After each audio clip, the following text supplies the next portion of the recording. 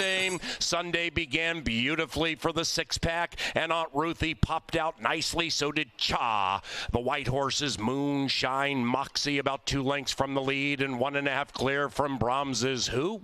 Briar Thicket second last, and Reina del Sur would have to rein them in from 11 out of it, and now they have a half mile to go. And with 4 furlongs to travel, the 4 leads it tenuously, badgered by Cha to the outside into the far turn. Moonshine Moxie taken to the outside by Lindsay, full of run, making it a line of 3. Behind them is Brahms's Who, then it's Briar Thicket, 7 out of it, and in last is Reina del Sur, and in first is Cha. Cha leads it by a neck, trying to run away from Aunt Ruthie. Outside of that, the white horse may mean business in the shape of Moonshine Moxie. Brahms's Who is 4 wide. After that, Briar Thicket and Reina del Sur, and now they charge down the Canterbury Park stretch, and it's Moonshine Moxie slugging it out with Cha. Brahms's Who tries to reap the benefits, and Reina del Sur's trying to run by them all from last. Here is Brahms's Who. Brahms's Who. Brahms is a winner.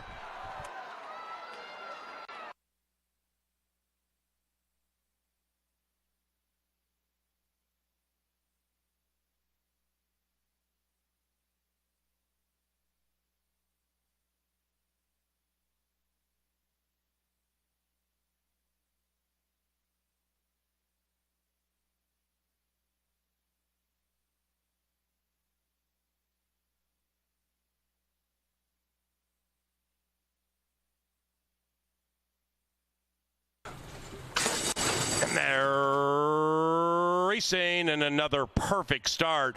Riviera Champ fires out of the gate to the inside. Turn the Switch wants the lead and gets it by a neck. Behind them is Misawa. That one's to the inside of Sky Confidential. Then it's Magic Carpet sailing along 8 lengths from the front, and 2.5 clear from Ruby's Red Devil right next to Brexton. Into the far turn they go with 3.5 to travel, and number 1 is Numero Uno in race 2. It's Riviera Champ at 7-1.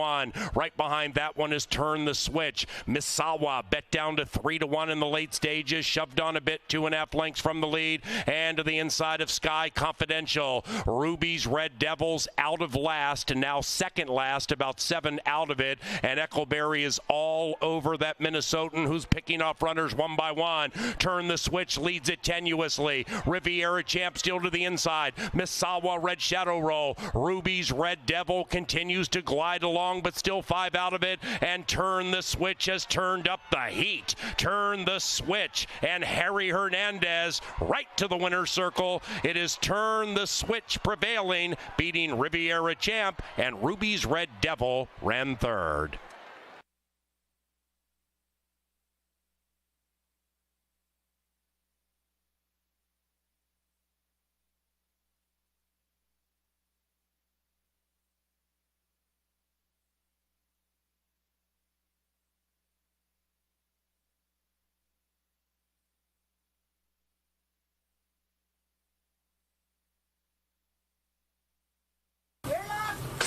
And they're racing. Second Grace stumbled down to her nose shortly after the start, and she's last. Flying Business flies out of the gate, meaning business, and Elsie's Kid is right next to her. And Said Duo has gone 2.5, 3 lengths clear from Circulo de Ganadores. That one's about 5, make it 4 lengths from the lead, and now joined by Hey Hey. After that is Cougar trying to win 2 in a row. Second Grace recovers to be 8 out of it and is overtaken by Sails in the Sunset. It's Elsie's Kid running away by 2.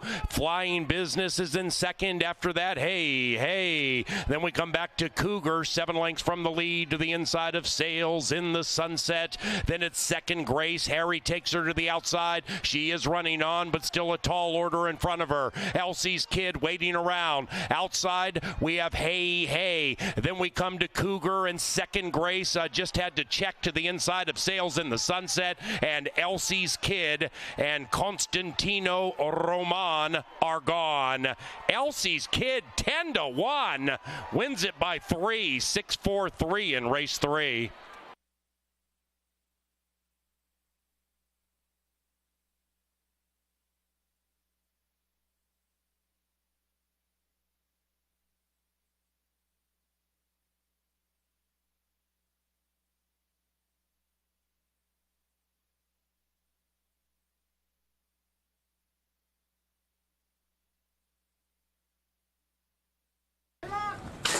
And they're racing. And Aries Reigns won the start, but now that lead has been ceded by Boston Wally in the gray Irish Dawn. Aries Reigns takes up the running to the inside, about 2 lengths from the front off the heels of Irish Dawn. Then it's a length and a half back to Swamp Drainer, fourth, 4 out of it, and 1 to the good of Flash Fire. After that, we come back to Rowdy Red Glare beginning to move up on the outside, about a length and a half away from Keen Response, and Slightly Crafty last, but only 7 lengths from the front. Up the barn side on a beautiful Sunday at Canterbury Park, and with a half mile to go, it's Irish Dawn showing the way. Irish Dawn now joined by Boston Wally, and on the 3 wide side is Rowdy Red Glare, and they head into the far turn lined up. Right behind them, Aries Reigns. Then we come to Keen Response at 1 point second last, very wide around the turn, but only 4 out of it, and joined by Flash Fire, who's looking for a safe place to run. After that, we have Swamp Drainer, and Slightly Crafty at 0 for 42 is last and 10 out of it. They're chasing Irish Dawn, who still has the luck of the Irish, and Irish Dawn at 3.5 to 1. Keen Response. It is Irish Dawn, Aries Reigns to the inside. Irish Dawn digs deep. Irish Dawn prevails. Well done, Calvin Wolf. His first win in 2 years.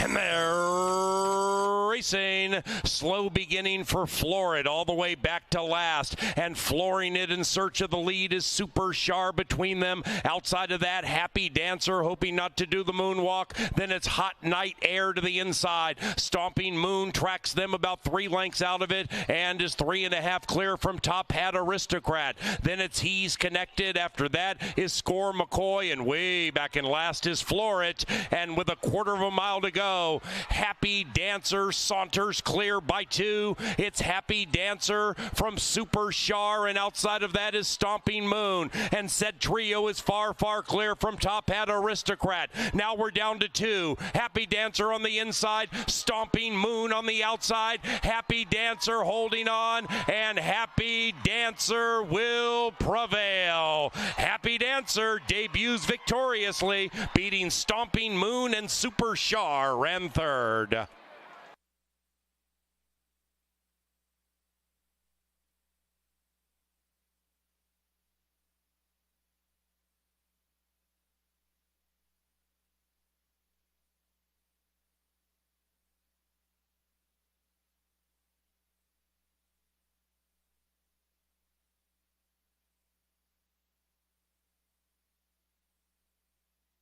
Ready. And they're racing. Swift beginnings for all. Race 6, Canterbury Park. And West of Waverly and Johnny Up flash good speed. Between them, Color Me Legendary. Rider has the green silks about 3 lengths from the front and to the outside of JJ's Wildcat. After that, Public Safety and Outrun them as they run in 3 packs of 2. And the top 2 are Johnny Up to the inside of West of Waverly. 5 to the good of Color Me Legendary. Public Safety comes flashing out of the crowd nicely. Public Safety ridden to do so, but is on the move. After that, Outrun them, and the one in last is JJ's Wildcat. West of Waverly and Johnny Up continue to throw blows. After that, Color Me Legendary and Public Safety on the 4 wide side. They have 2:50 to go. Johnny Up an inch. Here comes Public Safety with a rush, and Public Safety engages with Johnny Up, who has re-engaged on the inside, but Public Safety has the momentum, and at even money, Public Safety gets the money. 2-6-3 in race 6.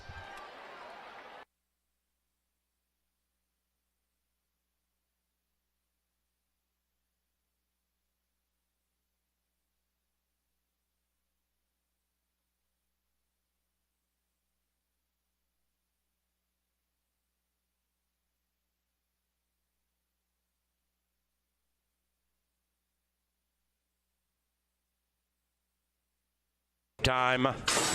And they're racing. Slow beginning for Alquani. Great beginning for Summer Belle. Summer Belle sizzling out of the gate. Intense Company also prominent. So is Desert Glow. Morg's World, the 6-5 favorite, with that rail out from the 11 spot, has no choice but to go 5 wide around the turn and is to the outside of Jewel Azul. After that, we come back to Rollin' Blackout, pinned to the inside. Summer Mate right there, about 6 out of it. And Alquani, after the slow start, recovering and picking off runners up the barn side, 8 from the lead. Then a couple of grays, last and second last. Warm Music in front of 12 Stars. Up the barn side, very controlled pace being established by Eckleberry and Summer Belle. This one is 24-1. Outside of that is Desert Glow. Then on the wide side, Alquani fully committed to go on 5 wide. To the outside of Morg's World, inside of that Intense Company sequestered. Behind that one is Jewel Azul.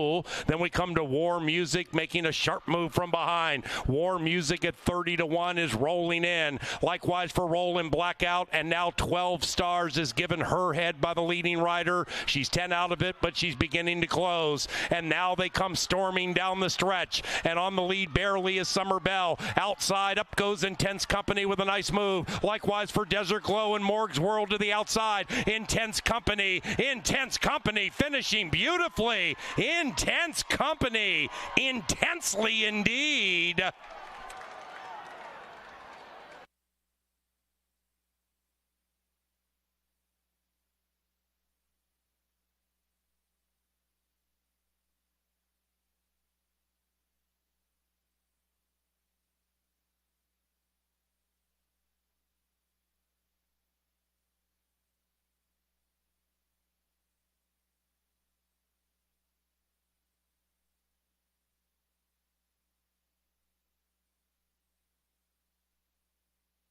On it and cheer too loudly at the first finish line.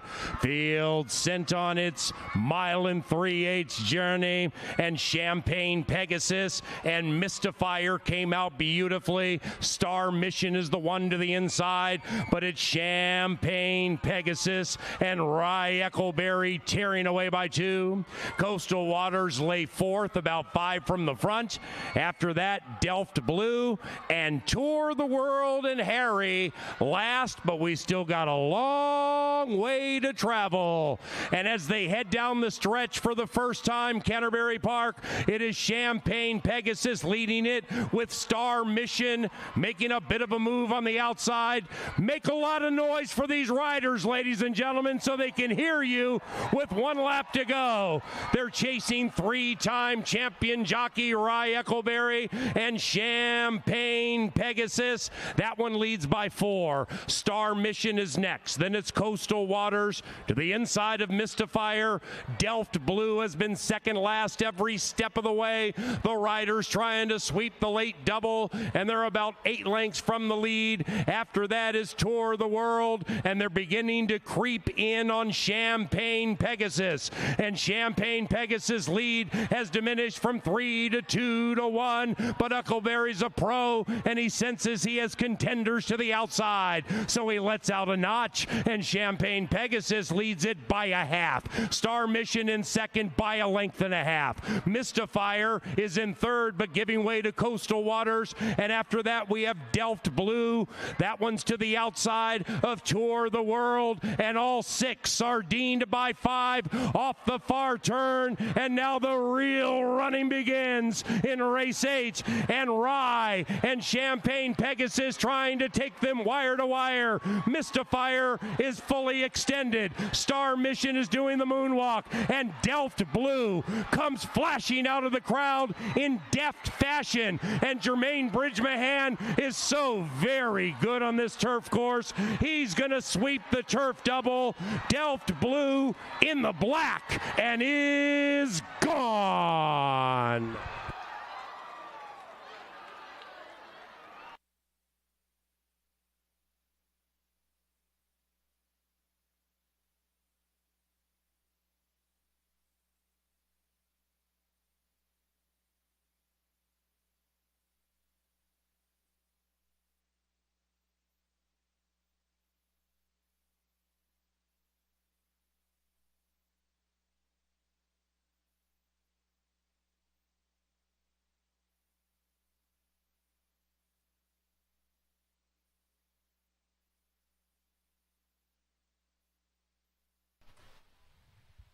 Ladies and gentlemen, please rise and remove your caps as we play the national anthem.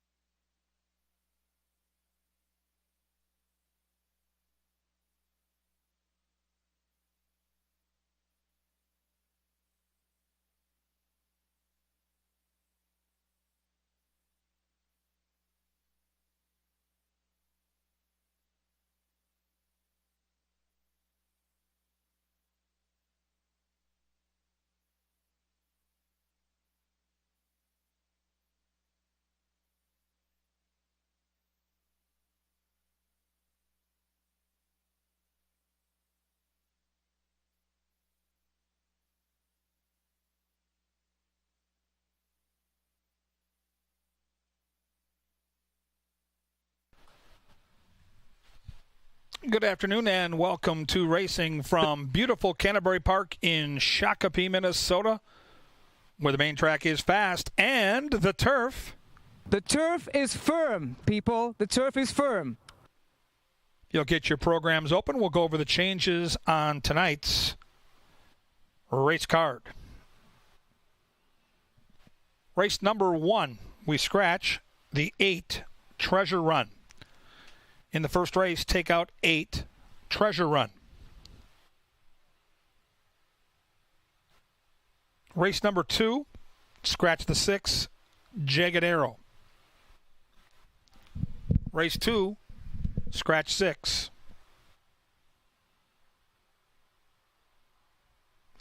In the third race, scratch the 6 Sunny is Not So Funny. Race 3, take out the 6, and with that scratch, in the third race tonight, there is no superfecta wagering. No superfecta, take out the 6 in race 3. That's it. Fast and firm, no more changes on the card. Up next today at the races, we'll handicap the card, give you some updates on the goings-on here at the park with the big day coming on Saturday. It's Festival of Champions. Into the studio to Jeff Madej and the lovely and talented Angela Herman.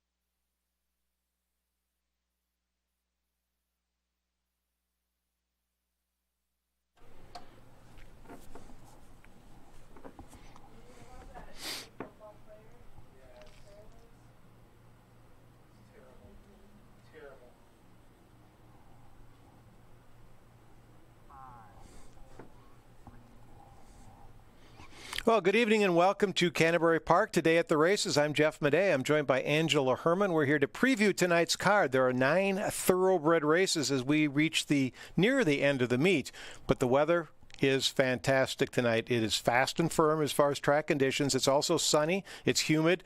And if you're here at the track and you're inside, get outside. And summer's nearly over. If you're inside and you're wasting time inside during the final days of summer, you're nuts. Get out there and enjoy it. Get down to the track. Watch the horses come thundering in. Go out to the paddock. See Kevin Gorg and Angela Herman as they give you some solid touts. Just enjoy probably the most interactive sport there is on the planet as far as I'm concerned. You can go and sit in the stands at a Twins game and watch them beat the Yankees or the Yankees beating the Twins, but you can't get involved. Here you're almost like right down on the field. Plus you can gamble and make money and leave more than you came with more than you came with. So horse racing, get involved. Now, Angela, we had a great week last week, I thought. A lot of things were happening, but the jockey standings kind of over. Harry Hernandez kind of pulled away, but not so much the trainer standings. The trainer standings remain fairly close, and a big day is coming up for both stables. First, we will take a look at Harry Hernandez, who has run away with the lead in the jockeys race. Luis Fuentes has been going back and forth, still maintains his position in second. He's only 4 clear of Lindy Wade now, who's also 4 clear of Alonso Quinones. They've all separated themselves in those tiers, I suppose, but Harry Hernandez has had an excellent meet from start to finish, and I'm sure that 72 will not be the end of the line for him. I mean, what do you think? Do you think he could get up to about 90 by the end of the season? What would you put the over-under at for Harry Hernandez total wins at the end of the season? Well, with 6 days remaining, I would say he might be able to get another 10 wins. So I'm going to say 82 is the number. Fair enough. Okay, the over-under is officially set at 82, but like he mentioned, the trainer's race a bit more tight, and it is separated by a decent margin, but like we mentioned, the Festival of Champions comes up and will bring out some of the superstars from the Mac Robertson and the Joel Burnt stable. Of course, they're well clear of everybody else. Lots of starts for both barns, but just 6 separating the two. And Joel Burnt had an excellent recent run right along with Harry Hernandez. Harry just went 7 for 24 in the past week, but Joel Burnt and Bob Lothenbach were 4 for 10 together, and as a team, they have amassed 47 wins and $1.2 million in purse money this season. A lot of success for all of the names that I just mentioned, and they've made it fun to watch, especially on the turf. But when it comes to these Minnesota breds, the Robertson stable always has an excellent festival day. Getting Joel Burnt involved with more horses than ever that are Minnesota bred, I think will make it an even more exciting day than it already is set up to be. We have full fields, a lot of racing on Saturday, and we do start at 4. Remember, we're going to be starting at 4 o'clock both this Saturday and next Saturday to accommodate all of that turf racing. We don't have lights on our turf course, so we want to make sure that we fit it all in and put on the best show possible. I think that the Festival of Champions is set up to be an excellent rendition. You can see our calendar on the monitors right now. Just 6 days of racing remain. That includes tonight, and we'll be racing in 20 minutes. Tomorrow, post time is 5. Angela mentioned that our final 2 Saturdays, the 10th and 17th, are at 4 o'clock, and then the 14th and 15th, next Wednesday, Thursday, we'll have this traditional 5 p.m. start. But it's going to be, I think, a really exciting 6 days because we do have Festival of Champions on Saturday. Now, with that 29th Festival of Champions, there's a lot of different owners, trainers, jockeys involved. You mentioned Mac Robertson. I think he has 16 horses entered that night. Joel Burnt has, I believe, 9 horses. There are 6 $100,000 thoroughbred races, 2 $70,000 quarter horse races, more than $850,000 in total purses, all for Minnesota breds. Now, we had a chance to get on the backside this morning. Kevin Gorg came back with Natalie and I, and we looked around and talked to a lot of different people. You're going to see a lot of that content. Angela's going to talk about some horses on Twitter, on Facebook, so keep an eye on our feeds, on Angela's social media as well, to learn a little bit more about some of the connections as we head into the Festival of Champions. Now, there's a race that's coming up that I think a lot of people are talking about, and that's the Crock Rock Sprint. Natalie visited with Joel Burnt to learn more about that race. Let's take a look. Highly anticipated races of Minnesota Festival of Champions night is the Crock Rock Sprint. Love the Nest will be up against the Alligator Hunter and Dr. Oscar for the $100,000 prize money. We caught up with trainer Joel Burnt to talk about Love the Nest. Earlier on in the year, we would have liked more race flow. Like he got his early race at Hawthorne, and then there was no opportunity prior to the Victor Myers. So we had to train up to the Victor Myers, and then knowing that that was our target race, and then that race launches into the Derby. So I'd like to have one more race prior to the Victor Myers, but when you have not many conditions and you're limited to where you're racing, we just had to sit and wait and work at it. But he's developed mentally and physically real well this summer. The key with my horse is I really don't know what he is. Is he a true sprinter? He sprinted as a young horse, but they all do. I don't have enough races or data to really know if he's a true route horse or a true sprinter. I'd like to think he could do both, but at some point you got to decide on one. Which is he? In this race, he's coming off a mile in a 16th Derby, mile 70, and now we're sprinting again. So I backed off my training, didn't train him as much or as hard, just trying to freshen him up for the sprint, and it's going to be a good race. Here you can see the lineup for the $100,000 Crock Rock Minnesota Sprint Championship. It is a star-studded field of 8. Some questions to be answered, as Joel Burnt brought up, but some very talented, of all ages, Minnesota breds taking on one another. The Alligator Hunter likely will go as your favorite, but Love the Nest I don't think will be too far behind. Probably about 2-1 and 5-2 on those talented Minnesotans, but you can see up and down the line a lot of wins and a lot of money racked up in the $100,000 Crock Rock Minnesota Sprint Championship field. I'm going to be talking to the pilot of Crock Rock, a legendary Minnesota sprinter, before the race, too. This is going to be a fun day, just one of many good stops on the Festival of Champions. That's race 9 coming up on Saturday, the Crock Rock. Now we get back to racing tonight just for a moment. We're going to take a closer look at the Festival of Champions coming up after this, but we do have a horse that you could use in the late sequence tonight to perhaps add some value into your pick 4s and pick 5s. That is the 5 in race number 8, May We All. Even if you want to start a late double with May We All, he comes on a class drop from a barn that does extremely well with the move that they're making tonight.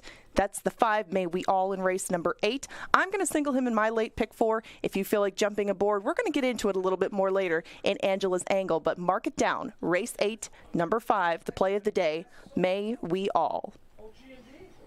I always like that single, Angela, when we're playing those horizontal wagers. Now, Festival of Champions, let's just chat about that a little bit here before we get into the different types of wagers that are left. We just looked at the sprint, which I think might be the most fascinating race because of the talent that we talked about. But we've got a mix of everything. The shortest field and probably the shortest price, I think, of the night is going to be in the Northern Lights Debutante with Thunder's Rock and Roll, who I think is 3-5 on the morning line. Might even go off at a shorter price than that. That horse was so much faster in her maiden win than any of the others in their wins.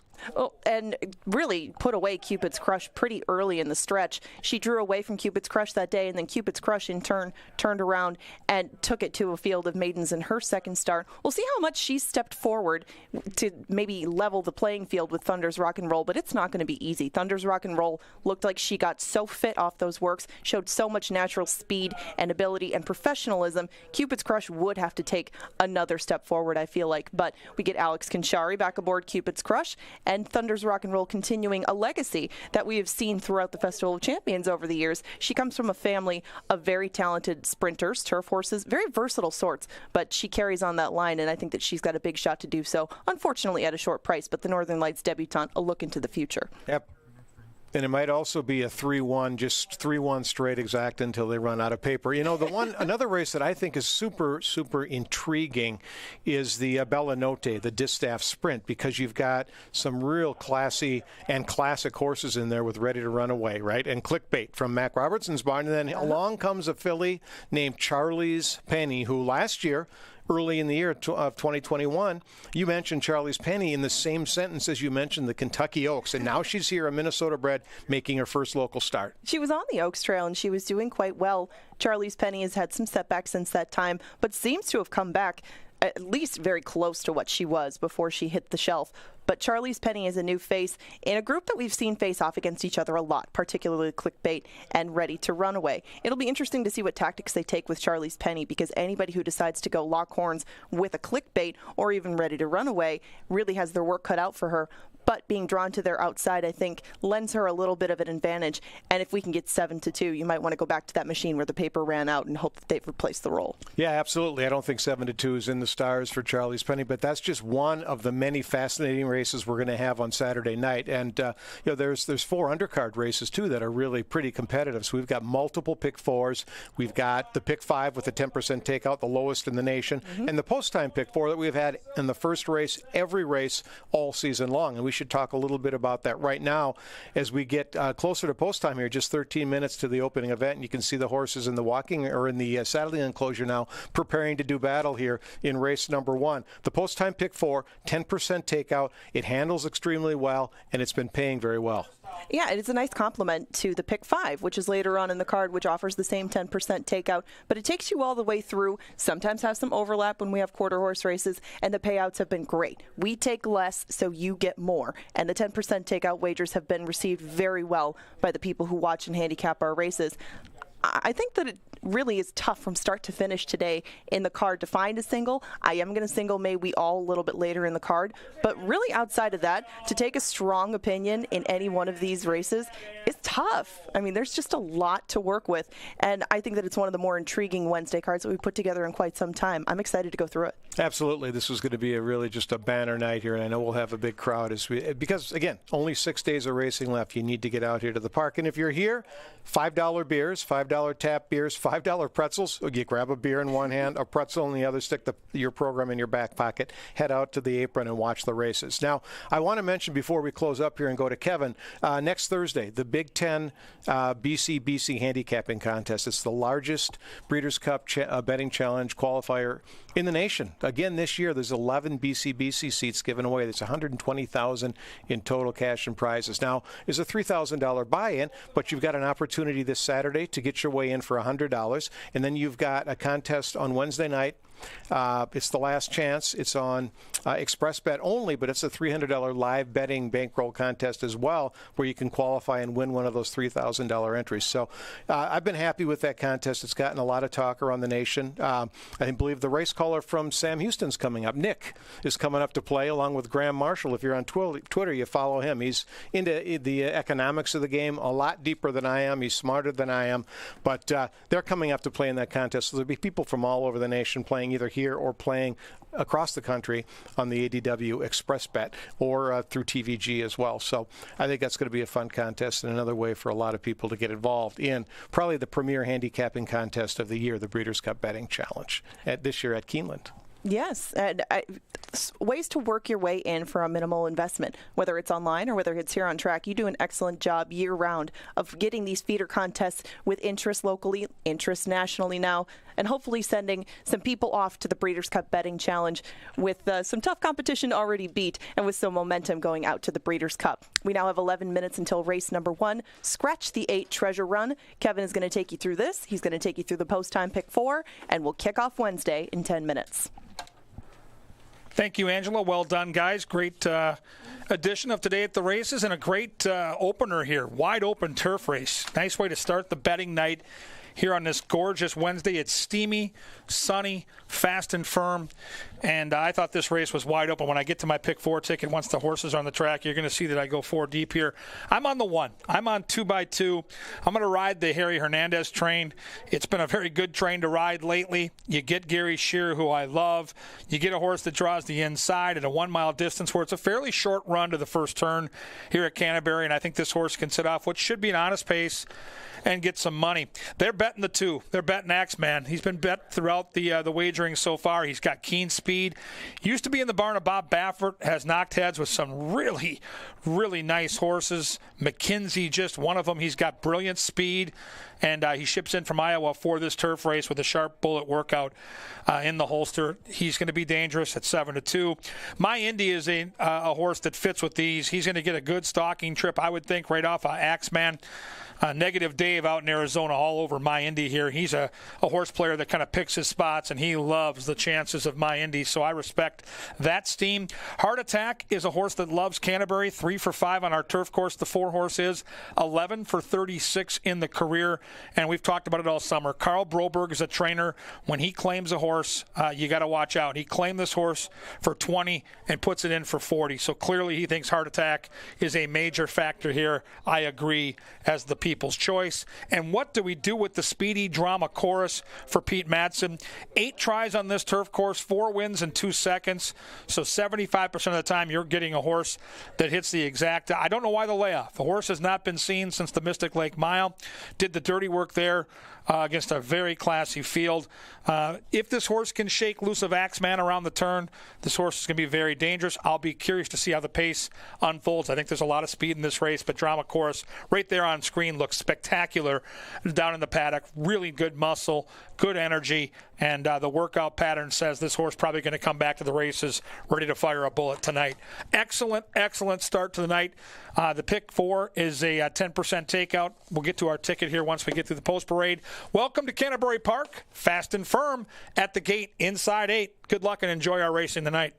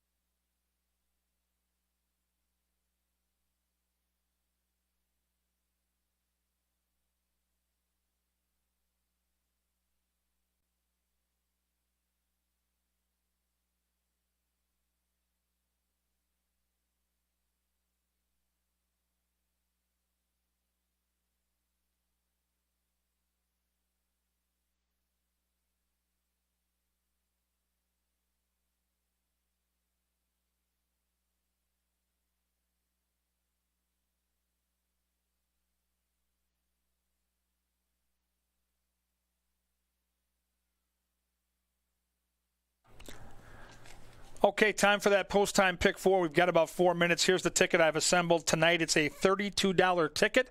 I wanted to go a little deep here in the first. I think this race is very, very difficult. I'll use the 1, 3, 4, and 7. The 1 is my top pick in the race. I think 2x2 can come get the money. I think the pace will be honest. If Axeman wins, I am out. Race number 2, I'm going to use 2 and 11. She's got the power with Harry. I'm going to go to the outside. I'm going to think that all native can tuck in behind the pace, even from a bad post, and Rye Eccleberry can get the money at a big price. Race 3, I'm going to use 2 horses, the 3 Kierkegaard and the 5 Time Heist. Kierkegaard is in such good form, but Time Heist might be the lone speed. And if we can stay alive to leg 4, we're going to spread once again. It's another tricky turf race. 2, 6, 7, and 9. 9 being my top pick in the race. According to Aspen, loves this turf course and will be charging. 1, 3, 4, 7 with 2, 11 with 3, 5 with 2, 6, 7, and 9. $32 ticket. You can play my ticket. You can modify it by adding or subtracting horses that you like or do not like, but you can't win it if you don't get in it. 3 minutes now to the post-time pick 4. Good luck and enjoy.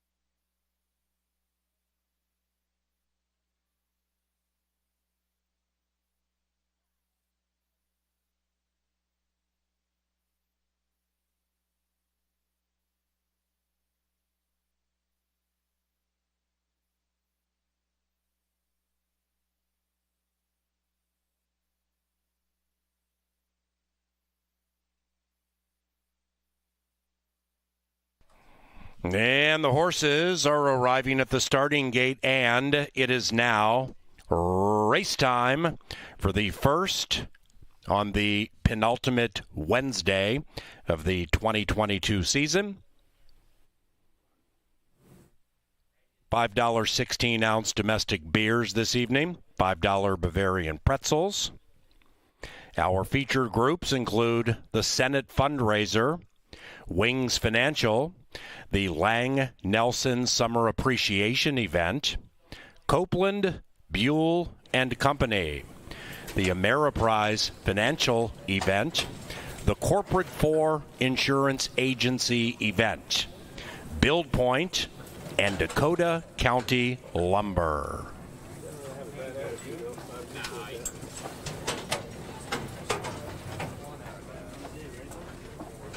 Drama chorus out of some tough races, prohibitively favored. Turf time. Welcome to Canterbury Park.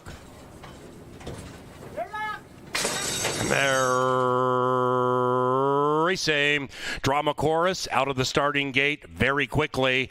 X-Man looking to win 2 in a row at 6-1 prominent, and between them is My Indy. And we have 1 lap to go, and they're chasing Drama Chorus and Alonso Quinones. After that, 2x2 with our leading rider, Harry Hernandez, about 6 lengths from the lead, saving ground around the turn, and to the inside of Heart Attack, looking to extend a winning streak to 3, Pace Fair.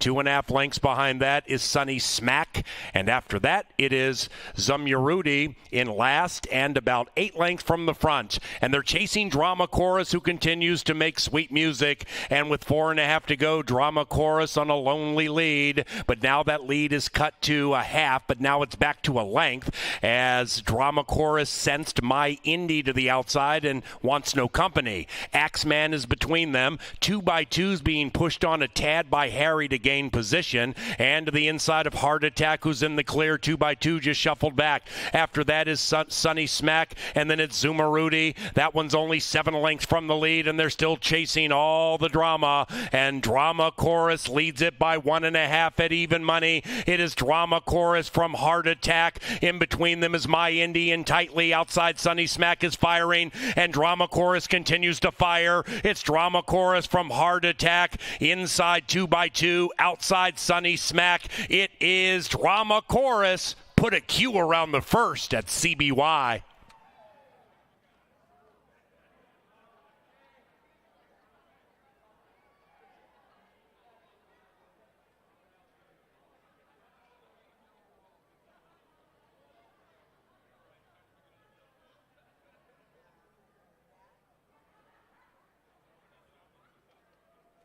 Nice pick, Ange.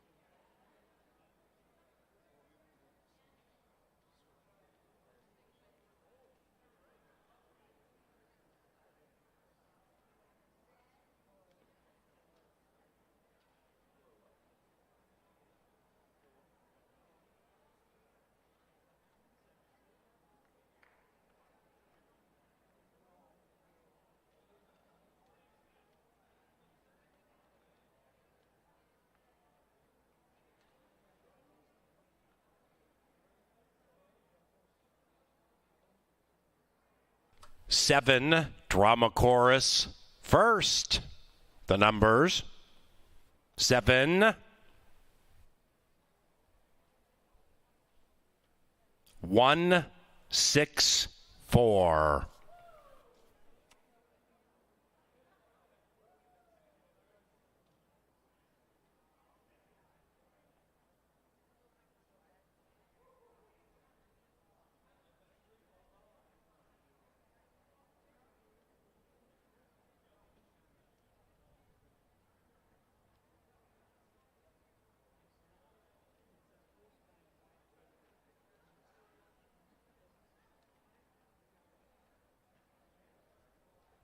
The first race is official.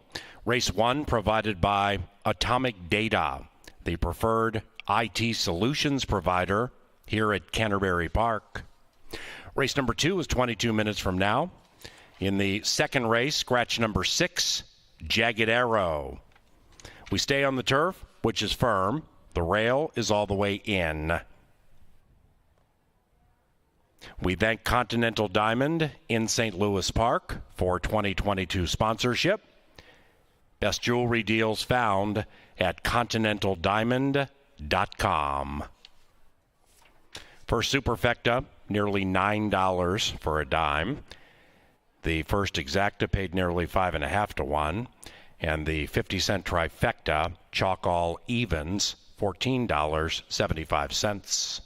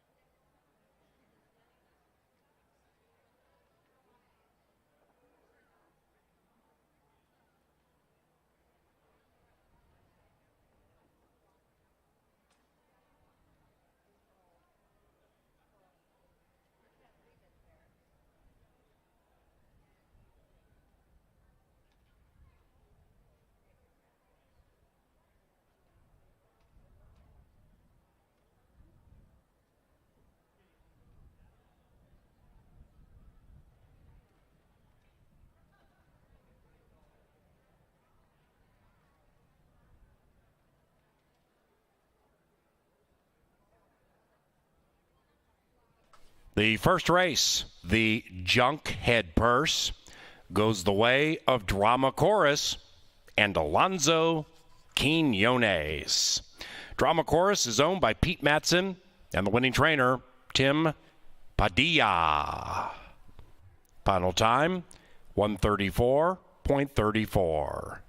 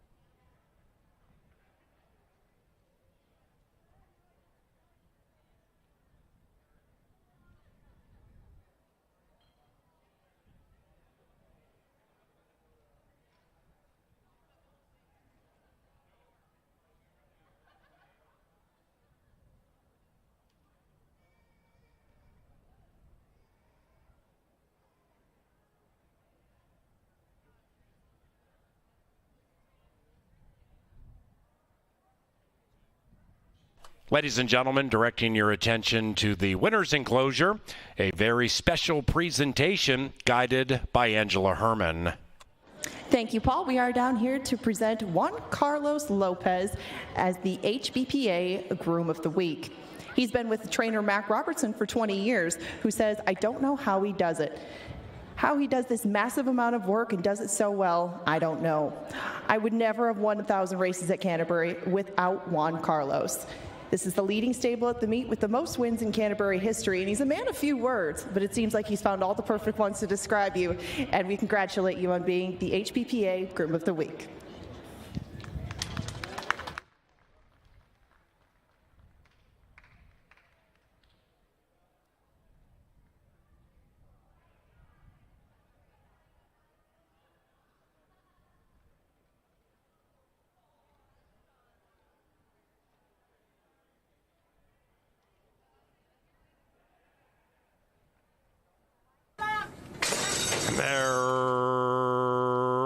racing. Drama Chorus out of the starting gate very quickly. X-Man looking to win 2 in a row at 6-1 prominent, and between them is My Indy. And we have 1 lap to go, and they're chasing Drama Chorus and Alonso Quinones. After that, 2x2 with our leading rider, Harry Hernandez, about 6 lengths from the lead, saving ground around the turn, and to the inside of Heart Attack, looking to extend a winning streak to 3, Pace Fair. 2.5 lengths behind that is Sunny Smack, and after that, it is Zumurudi in last and about 8 lengths from the front. And they're chasing Drama Chorus, who continues to make sweet music, and with 4.5 to go, Drama Chorus on a lonely lead, but now that lead is cut to a half, but now it's back to a length as Drama Chorus sensed My Indy to the outside and wants no company. Axeman is between them. 2x2s being pushed on a tad by Harry to gain position, and to the inside of Heart Attack, who's in the clear. 2x2 just shuffled back. After that is Sunny Smack, and then it's Zumurudi. That one's only 7 lengths from the lead, and they're still chasing all the drama, and Drama Chorus leads it by 1.5 at even money. It is Drama Chorus from Heart Attack. In between them is My Indy, and tightly outside Sunny Smack is firing, and Drama Chorus continues to fire. It's Drama Chorus from Heart Attack. Inside 2x2, outside Sunny Smack. It is Drama Chorus. Put a Q around the first at CBY.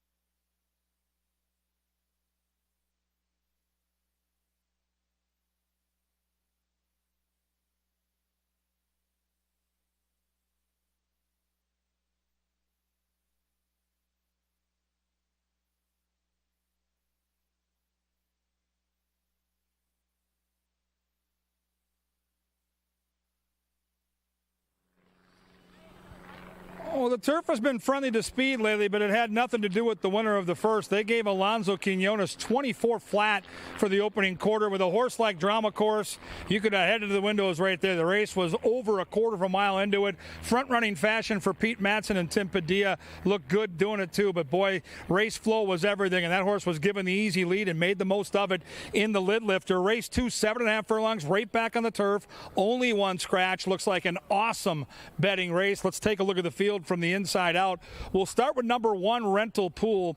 Eduardo Gallardo is your pilot. He's got early speed, so I would probably think he's going to likely go here to the front right off the hop. Why wouldn't you? You've got Mac Robertson's Charge. You've got a horse that's fresh. You got a horse that's going to take advantage of an inside post, and Mac Robertson's 5-1 up on the board. Anytime I see Mac at a price, I pay attention. He's the best in the biz. 14-time champion trainer here. Rental Pool, square 5-1.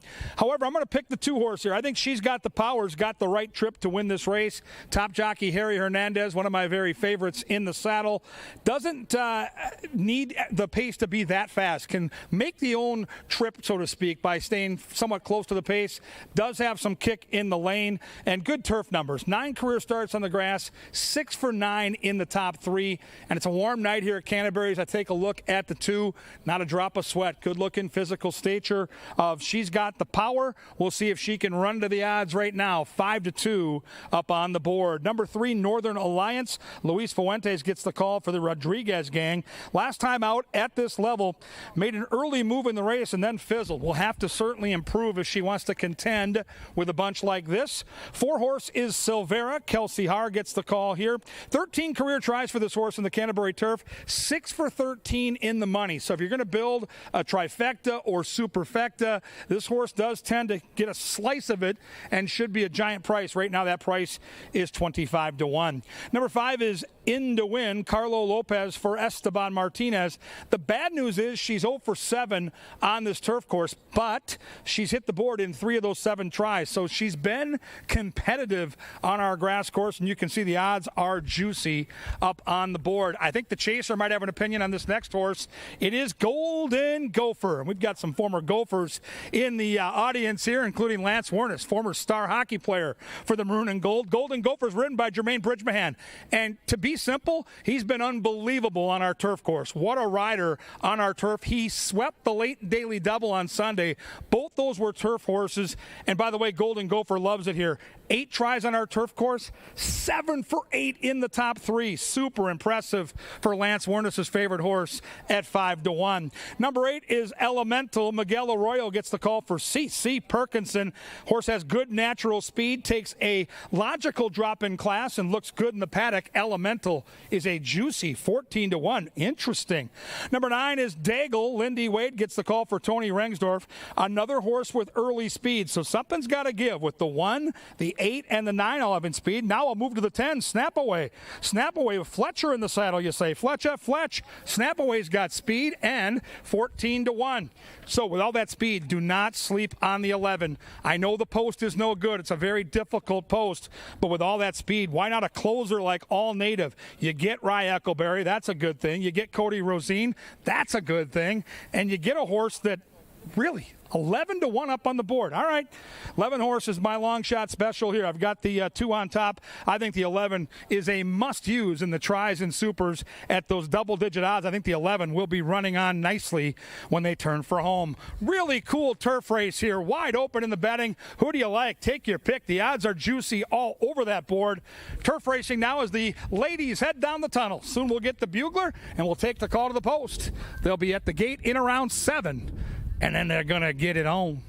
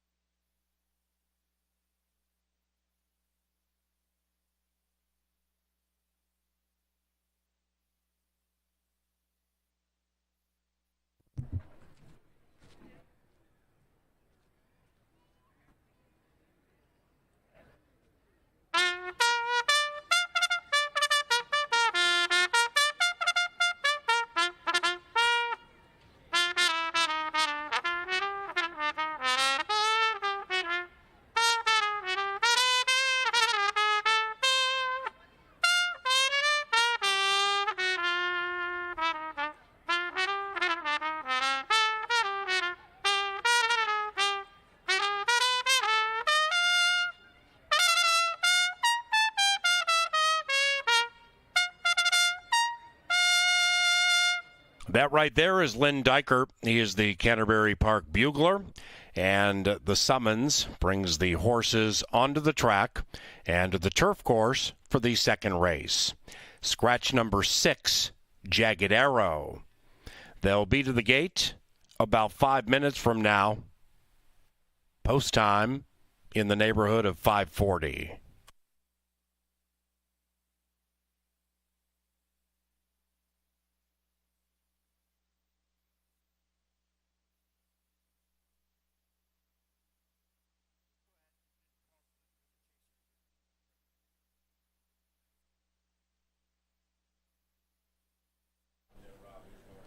Remember, we've still got a lot coming up in our limited time left in the season, including the Festival of Champions this Saturday, September 10th. We have over $500,000 in stakes races for what we know as the State Championship of Minnesota Racing. It's a night you don't want to miss, and first post is at 4:10. Get your tickets for the Festival of Champions right now at CanterburyPark.com. We've also got the Summer of Horsepower giveaway coming up on September 15th. You could win a new set of wheels and a lot of other great prizes being given away in our Summer of Horsepower giveaway. Check with Track Level Information. They'll give you all the details on how you could drive away with a brand new truck in our Summer of Horsepower giveaway. We also have 2 more acts coming in our 2022 concert series with Yonder Mountain String Band this Friday and Trombone Shorty next week. There's not much time left to get your tickets. Get them at CanterburyPark.com.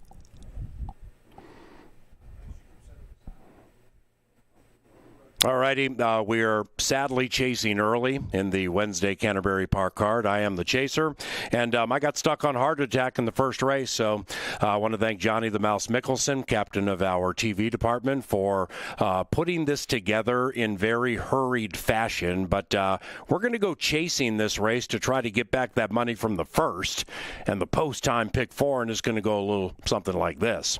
The first clue is Sky Yuma. All right, Sky Yuma has been a slogan for the Golden Gophers football team for 122 years. And the chaser feels like the last time he cashed a win bet was 122 years ago. Where do we go next? In and out pattern. Number 7 in this race. Wins, loses, wins, lost last time. So, of course, the 7 has to win this time because the in and out pattern is just that simplistic and pragmatic, right? Jermaine Bridgmahan. He's won 2 of the last 3 turf races, but trip on this. He's winning 24% of the time on our turf. Jockey Jermaine Bridgmahan. Bridgie is the sod surgeon, which leads us to Sky Yuma Golden Gopher. Oh, with this win bet. Sky Yuma.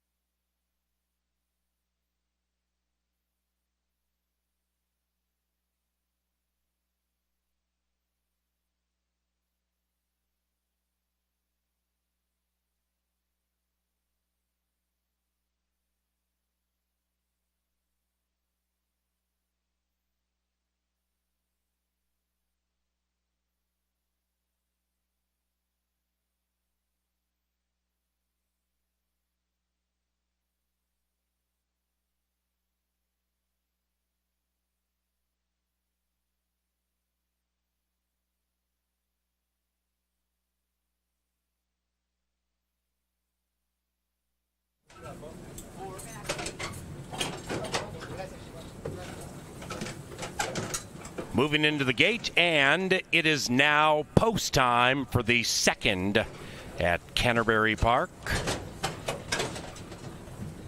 Daigle, 2.5 to 1. That is the win wagering favorite.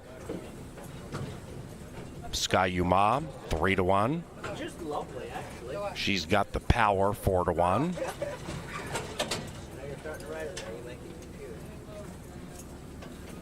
The favored Drama Chorus won the first race. 1.5. Our leading rider is Harry Hernandez. He had 7 victories last week. Tops in the room. They set.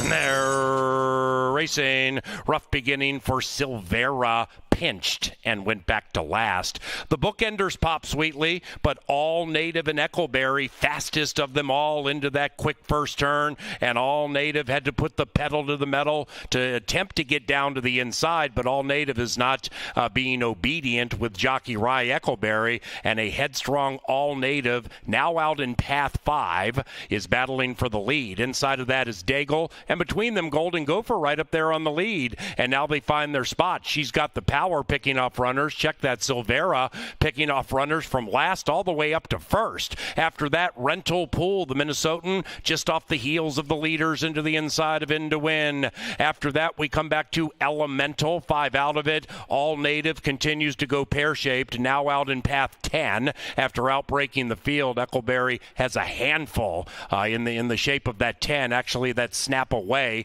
in the turf debut from Prairie Meadows, trying to win 3 in a row, but won't happen this time. Snap away's out of the race. The others kick on, and Daigle leads it. It is Daigle leading it from Silvera, and Silvera is about a half clear from Golden Gopher to the inside. Outside of that, Elemental has just been passed by In to Win. Rental Pool is finishing sweetly. Daigle and Golden Gopher with Rental Pool to the outside.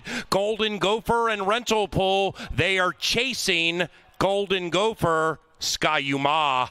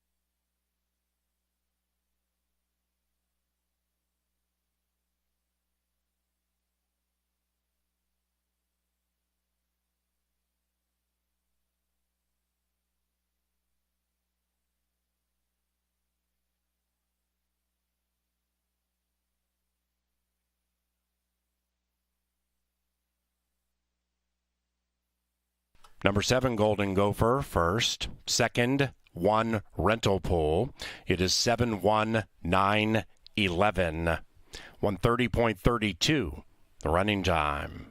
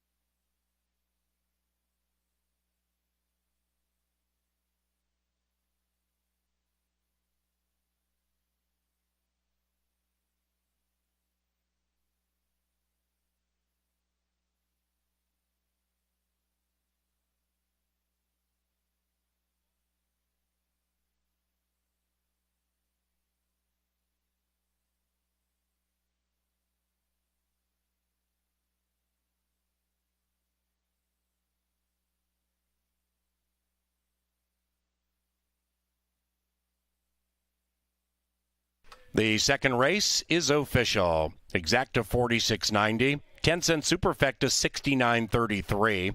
7's Wild in the double. And that double from Drama Chorus paid $11.90. Into the winner's enclosure, it is Golden Gopher and Jermaine Bridgemahan.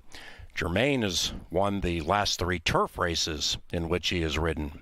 Golden Gopher is a 5-year-old bay mare by strong mandate out of No Retreat, owned by Lothenbach Stables and bred in Minnesota by Lothenbach Stables. And the winning trainer, Joe Burnt. Trifecta 82.10. Now the third race is 22 minutes from now. First main track race of the evening. Scratch number 6, Sonny's Not Funny. No Superfecta wagering with that scratch of number 6. Race 3 is provided by Bud Light Seltzer, the official sponsor of Wednesday nights at Canterbury Park.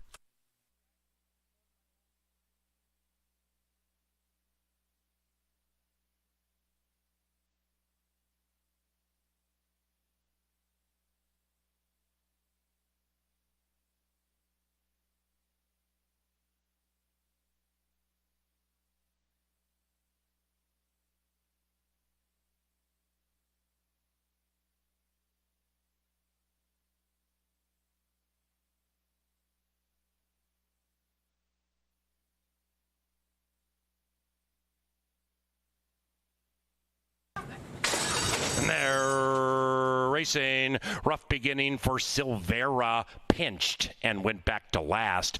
The bookenders pop sweetly, but All Native and Eckleberry, fastest of them all, into that quick first turn, and All Native had to put the pedal to the metal to attempt to get down to the inside, but All Native is not being obedient with jockey Rye Eckleberry, and a headstrong All Native, now out in path 5, is battling for the lead. Inside of that is Daigle, and between them Golden Gopher right up there on the lead, and now they find their spot. She's got the power picking off runners. Check that, Silvera picking off runners from last all the way up to first. After that, Rental Pool, the Minnesotan, just off the heels of the leaders into the inside of In to Win.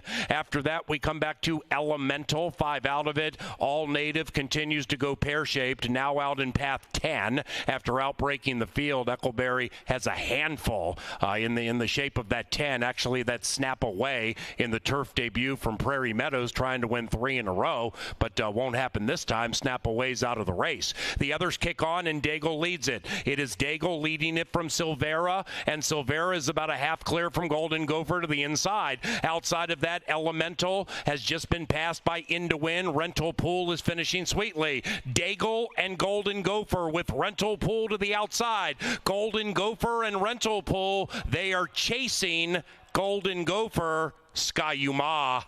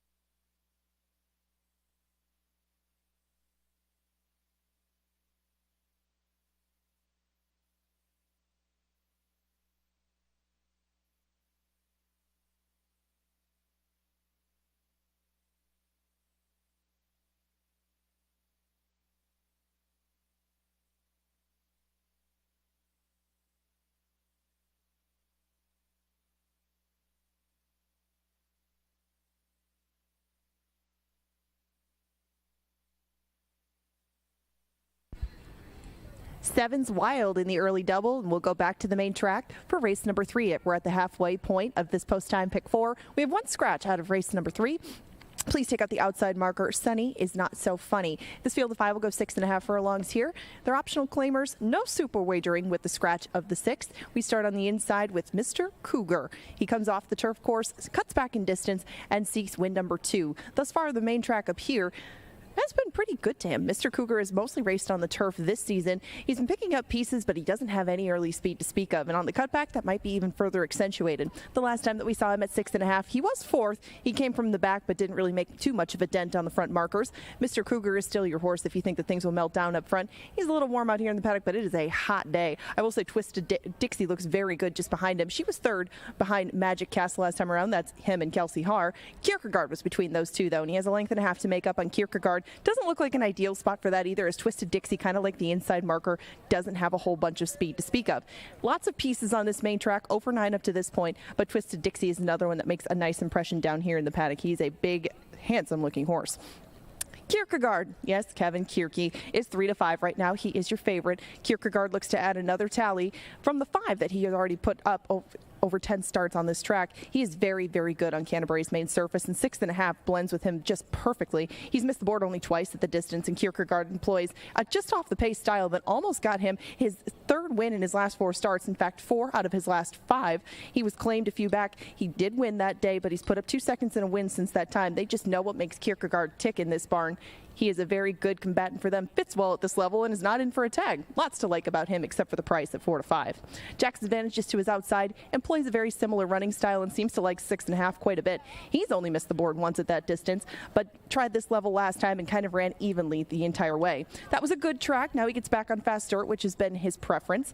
Jack's advantage is 9-1 right now, and the outside marker should be setting the pace for a good part of the way. I thought he could take them all the way, and 3-1 is the price that you're getting right now on Time Heist. He tried 6.5 2 back. It was against lesser competition, but he drew off at the end of that very impressively and doubled up last time. Now Harry Hernandez gets back in the saddle. The last time they teamed up was on turf. This is a whole different thing, and Time Heist appears to be better now than he was then. He is my choice to take them all the way. We'll find out in 9 minutes if he can do so. Remember, no super wagering here. Exactas tries and doubles and pick 3s are your choices here. The 5 of them head out. 9 minutes to post. Good luck in race number 3. The power play is coming up next.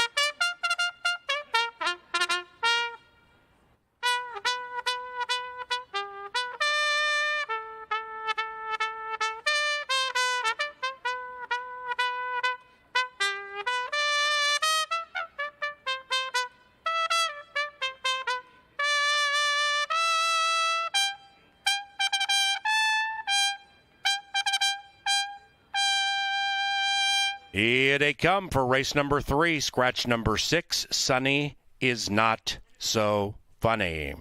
No superfecta wagering in the 3rd race, and post time is 6 minutes from now. By the way, if you're looking for a new set of wheels here at Canterbury, we have a brand new truck as part of our Summer of Horsepower giveaway. We have great prizes. And only on September 15th will this transpire?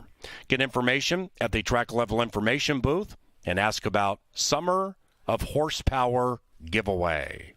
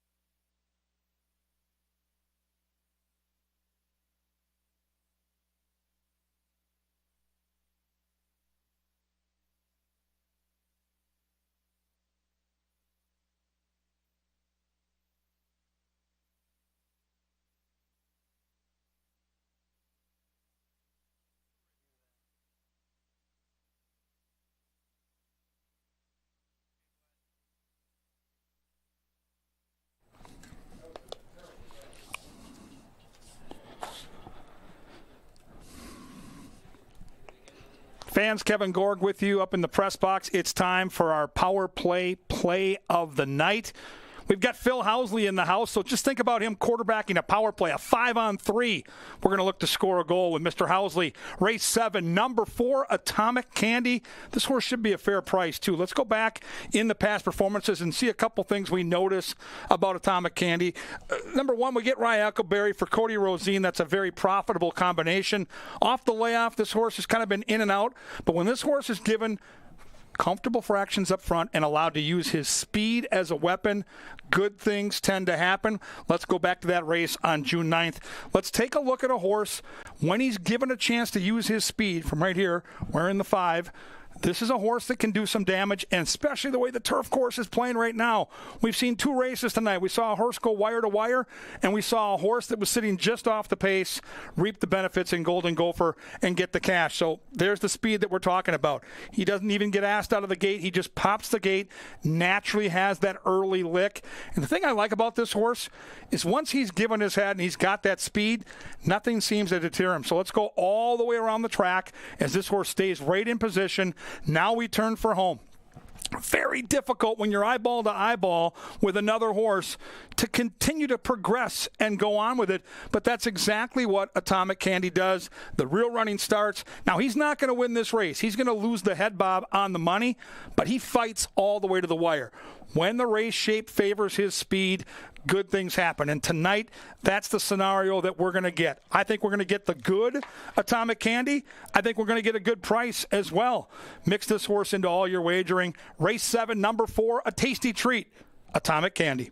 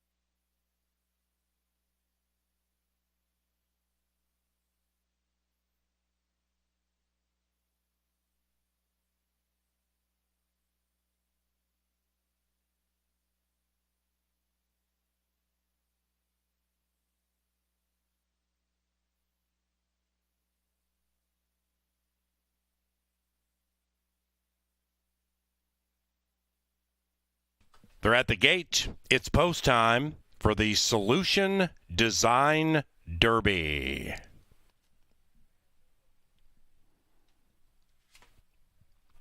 Kierkegaard is favored. Leg 3 of the post-time pick 4 with the nation low 10% takeout. We've gone favorite, 9-2, and now this. No. And they're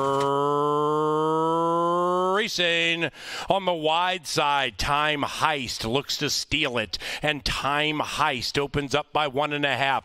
Kierkegaard angles to the outside of Jack's Advantage and is keen to go. That's Kierkegaard in second to the outside of Time Heist. Meanwhile, Twisted Dixie and Jack's Advantage take advantage of the inside opening up, and now we have Forrest Stern. The one in last is Mr. Cougar, but just 6 lengths from the lead, and the lead belongs to Time Heist. And Time Heist and Kierkegaard run away from Jack's Advantage. Twisted Dixie's heading the wrong way and is joined by Mr. Cougar 8 lengths from the front, and the front belongs to Time Heist and Harry. Time Heist trying to win 3 in a row. Kierkegaard at even money right alongside, and round about the quarter pole, 5 and 3 are throwing haymakers, and they are 5 clear from Jack's Advantage. Then it's Twisted Dixie, and Mr. Cougar still is last. Kierkegaard, Time Heist locked in battle into the final furlong. Kierkegaard attempting to draw clear, but is doing so gradually, and now Kierkegaard puts the pedal to the metal, but Jack's Advantage is coming fast at 10-1. Jack's Advantage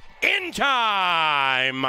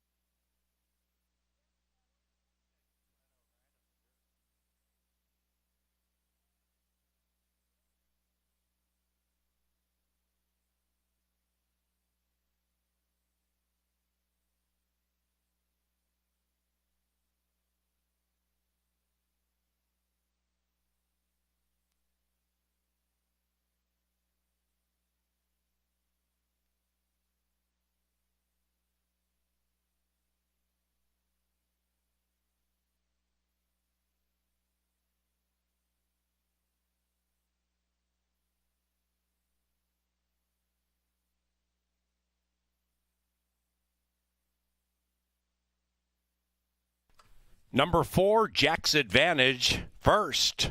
Bridgie goes back to back. 4, 3, 2, 5 in race 3.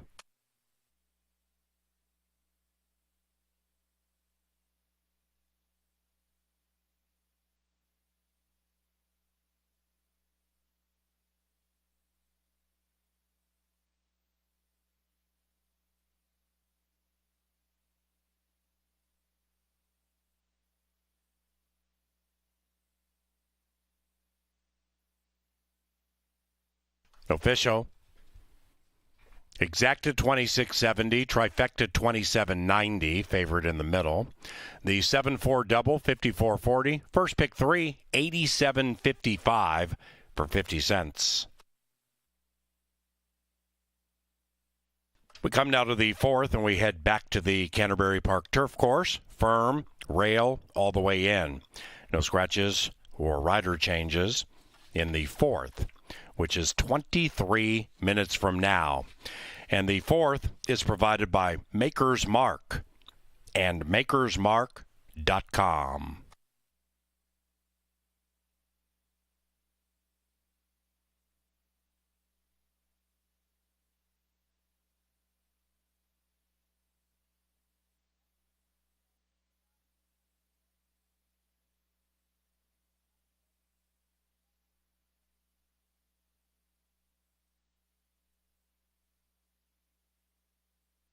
Now entering the winner's circle, Jack's Advantage and Jermaine Bridgemahan. The winning owners, Emilia Hernandez and Rafael Lopez. And the winning trainer, Blanca Condelas.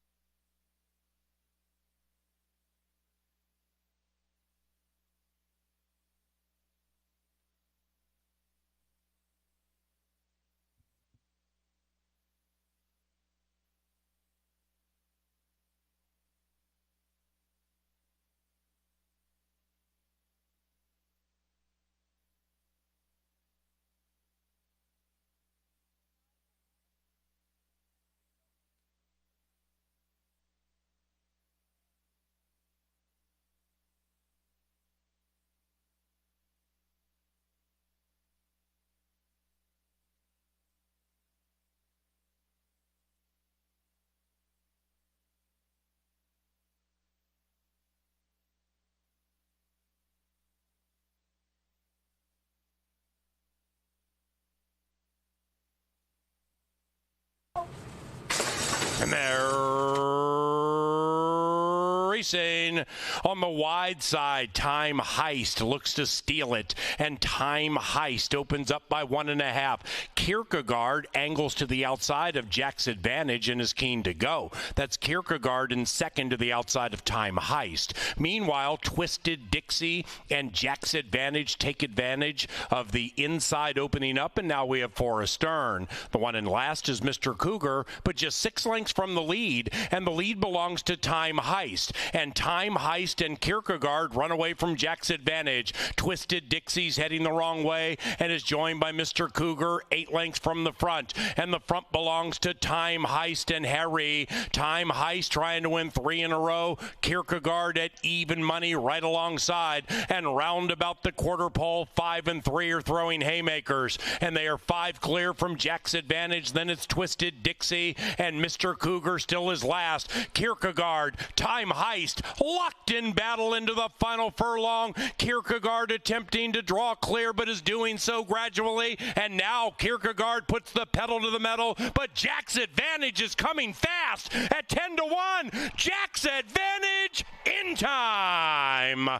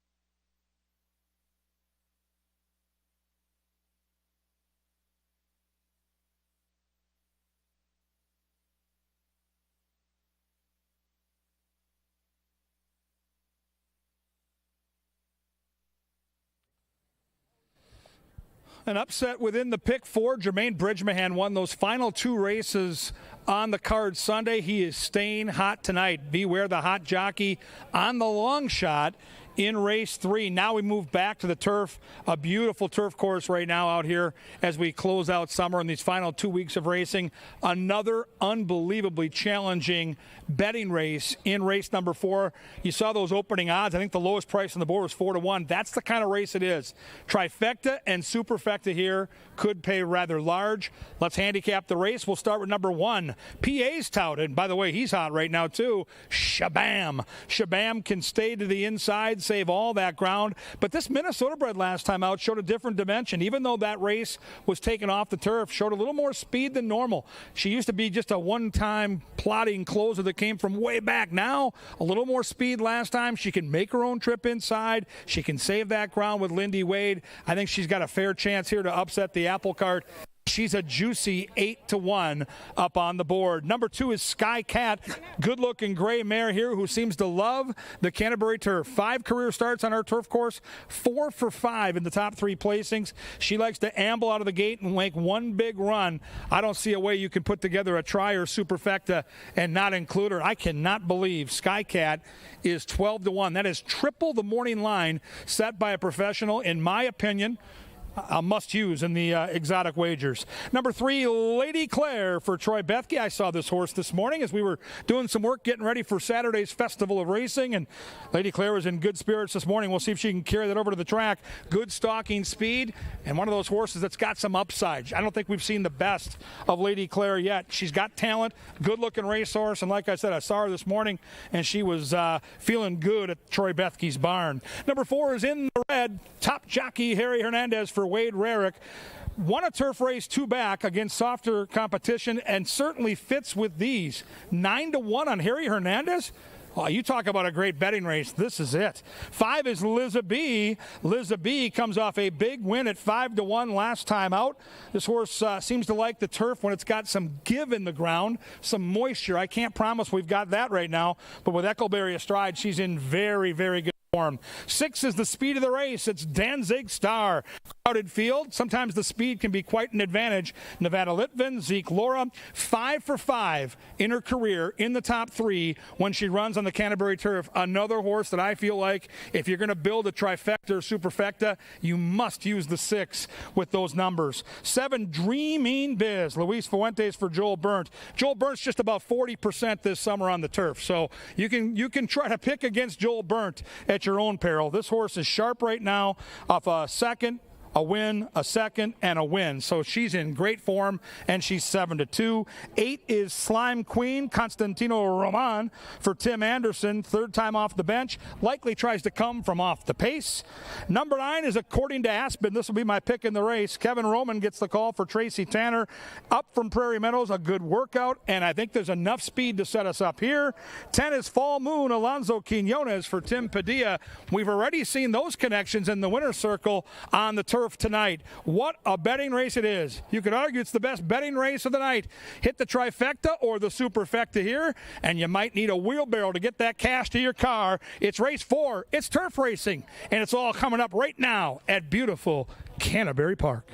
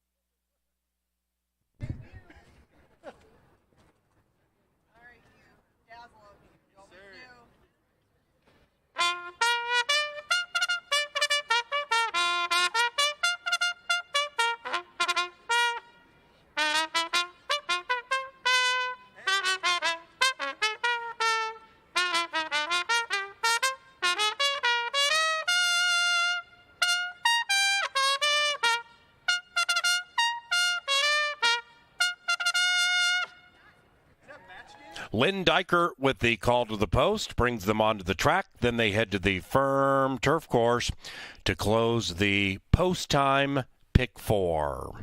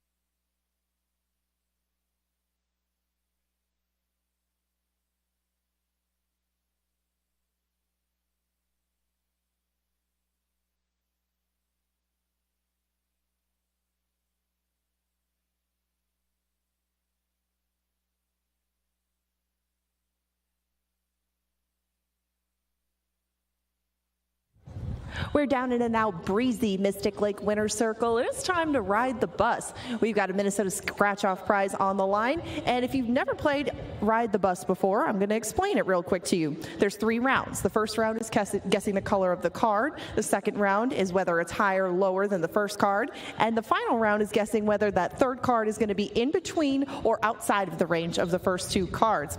Now, usually I have very experienced Ride the Bus players, but it seems I have a rookie right along with me. What's your name? My name is Japo. I'm from East St. Paul. Okay, now you've just listened to the rules of it. We're going to start round 1. If you don't get it right away, we might let you play again. We'll let the crowd decide. But is the first card that Megan flips over going to be red or black? I'm going to go with black. It's a joker. Megan, we got to get that out of there. Okay, surprise, you win the scratch off. And the 5 is face up, dear. We got to flip the cards over. There we go. Now we can start. And you still stick with black? Yeah, black. All right. It is black. Well done, well done. Okay, now that we've through round 1, we're going to guess if the next one is higher or lower than the 4. What do you think? Higher. Higher? It is higher. Okay, you got a 4 and a 5 to work with. Games of Ride the Bus don't get much cushier than this. I don't want to jinx you, but do you think that it's outside of the range of 4 through 5, or do you think it's between 4 and 5? Do you think she has a 4.5 or a joker in there? I'll go outside. All right, let's see what we got. A 2, yes. You made it very successfully through your first round of Ride the Bus. Congratulations. Thank you so much. You win a Minnesota State Lottery scratch-off. And before I go, I have to get a pick from you for this race because we still have 2 minutes to bet it. And since you're lucky, we got to find out who do you like. I would just like to give a quick shout out to Serena Williams, also Serena and Venus, and Gilbert Arenas as well. Okay, that'll work. Congratulations on your lottery winnings. Hopefully it makes you a lot more cash and you win a lot more the rest of the night. Good luck.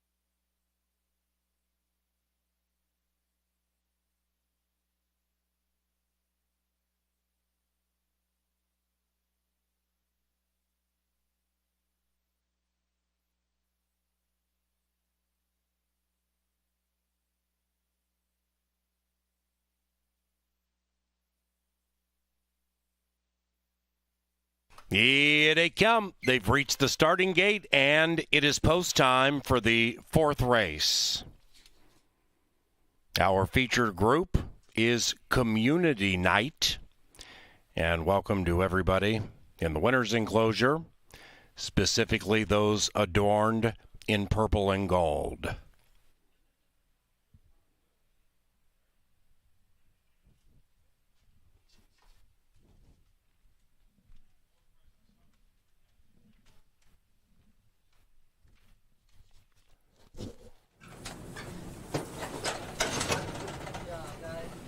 Wide open in the win wagering. Dreaming Biz, 3-1.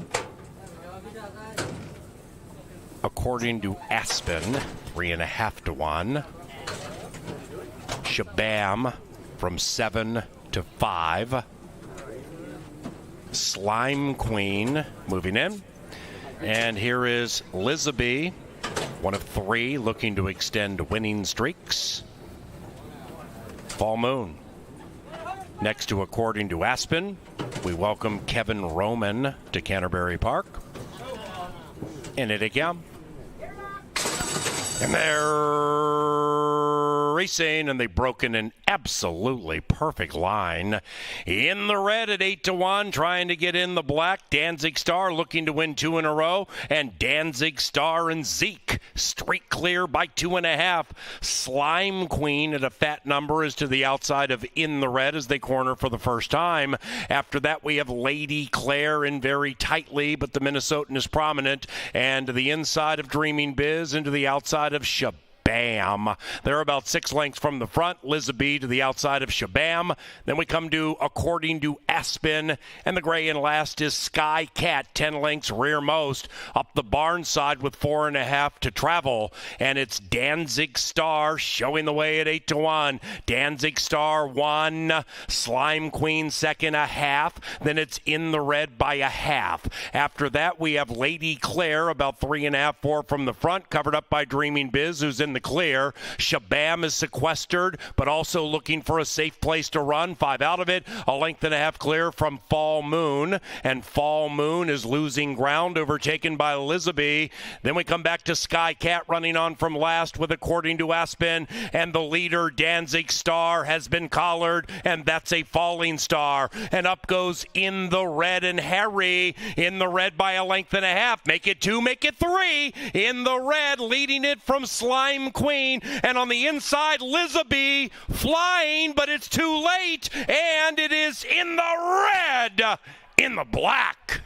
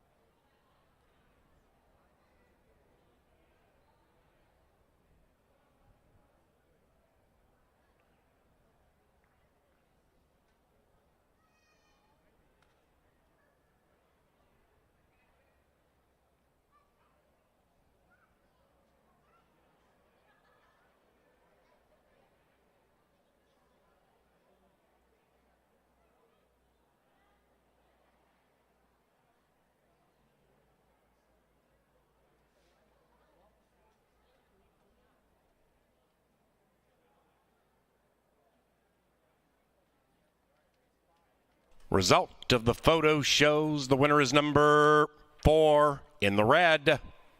4, 5, 8, 1 in 135.96.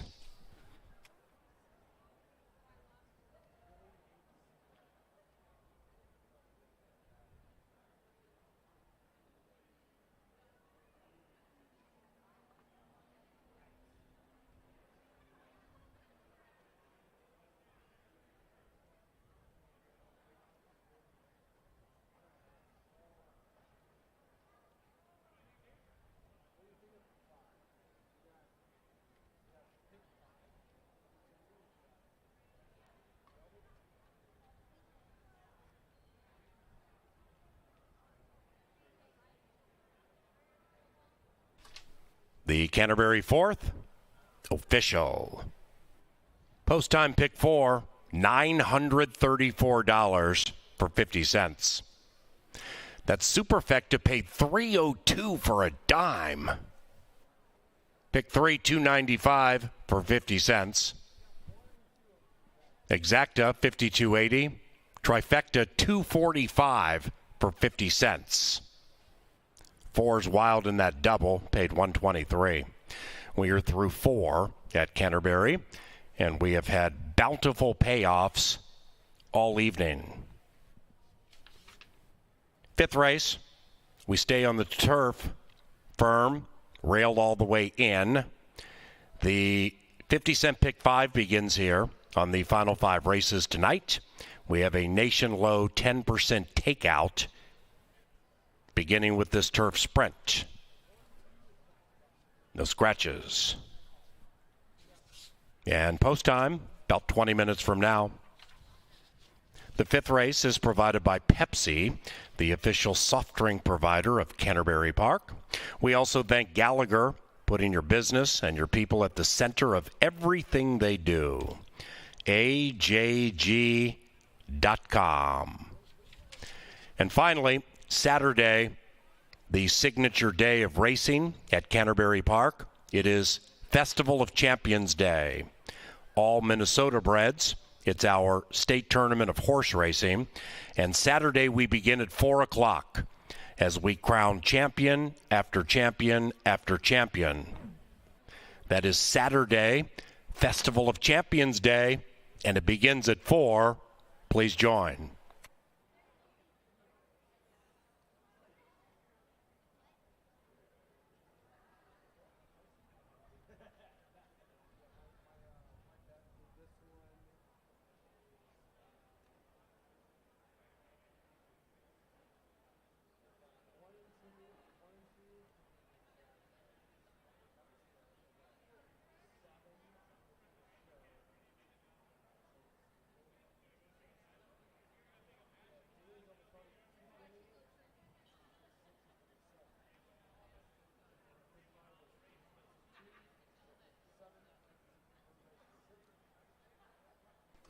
In the red, takes down the I Can't Have You Blues purse and is entering the winner's enclosure with Harry Hernandez.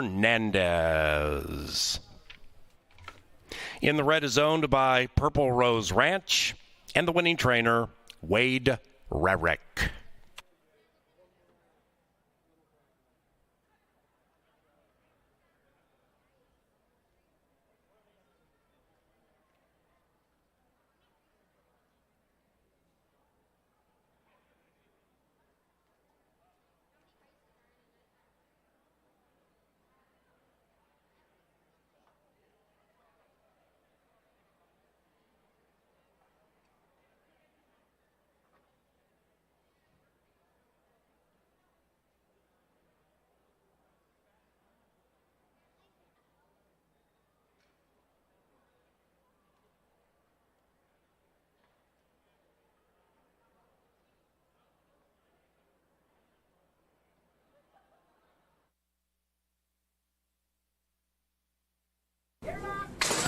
And they're racing, and they've broken an absolutely perfect line. In the red at 8-1, trying to get in the black. Danzig Star looking to win 2 in a row. And Danzig Star and Zeke straight clear by 2.5. Slime Queen at a fat number is to the outside of In the Red as they corner for the first time. After that, we have Lady Claire in very tightly, but the Minnesotan is prominent. And to the inside of Dreaming Biz and to the outside of Shabam. They're about 6 lengths from the front. Lizabee to the outside of Shabam. Then we come to According to Aspen. And the gray in last is Sky Cat, 10 lengths rearmost. Up the barn side with 4.5 to travel. And it's Danzig Star showing the way at 8-1. Danzig Star 1. Slime Queen second, 1/2. Then it's In the Red by 1/2. After that, we have Lady Claire about 3.5, 4 from the front, covered up by Dreaming Biz, who's in in the clear. Shabam is sequestered, but also looking for a safe place to run. 5 out of it, a length and a half clear from Fall Moon, and Fall Moon is losing ground, overtaken by Elizabeth. Then we come back to Sky Cat running on from last with According to Aspen, and the leader Danzig Star has been collared, and that's a falling star. And up goes In the Red and Harry, in the red by a length and a half. Make it 2, make it 3. In the red, leading it from Slime Queen, and on the inside, Elizabeth flying, but it's too late, and it is In the Red, in the black.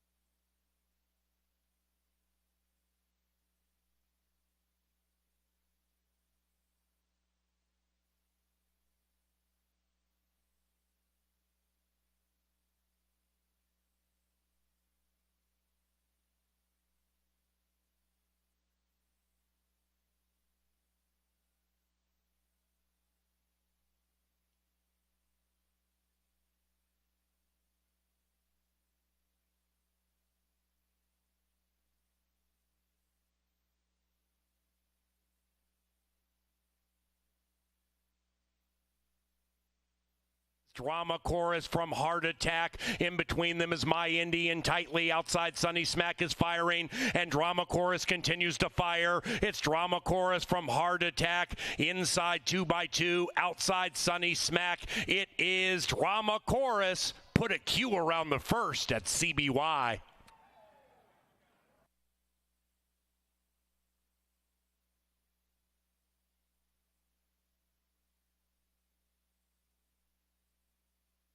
Silvera, and Silvera is about a half clear from Golden Gopher to the inside. Outside of that, Elemental has just been passed by Into Win. Rental Pool is finishing sweetly. Daigle and Golden Gopher with Rental Pool to the outside. Golden Gopher and Rental Pool, they are chasing Golden Gopher. Skyuma.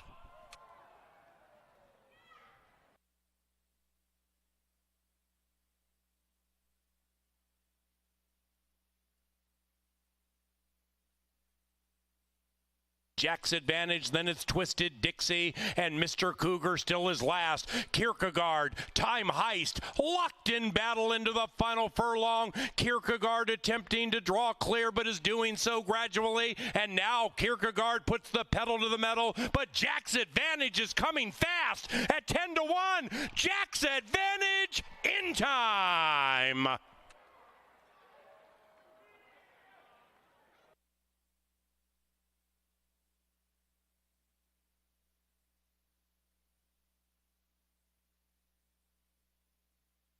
Aspen, and the leader Danzig Star has been collared, and that's a falling star, and up goes In the Red and Harry. In the Red by a length and a half. Make it 2, make it 3. In the Red leading it from Slime Queen, and on the inside Lizabee flying, but it's too late, and it is In the Red in the black.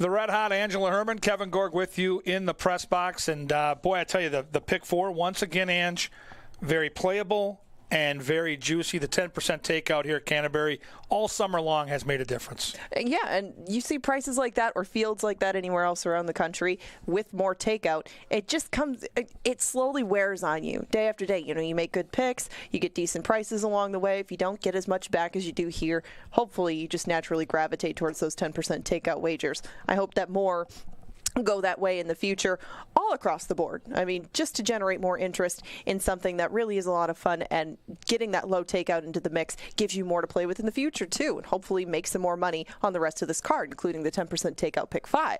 Yeah, we'll get to a pick 5 ticket here once these horses get on the track. I think it's a very difficult sequence, but like the pick 4, I think there's potential for it to really pay. We're down to the final 6 days or nights of racing, counting tonight. We're back tomorrow at 5, but Saturday's a real special day on the Canterbury calendar. It's the Festival of Champions. I know we're both just starting to really dig into our analysis of this card, but stakes races up and down, 12 races. What excites you about Saturday? It's the horses that we follow all year, and even if they have to go against open company, even if they travel elsewhere, if they don't make it here until late in the season, this is their day. And we can follow them for years at a time. You get to some of these older horses, the hot shot kids.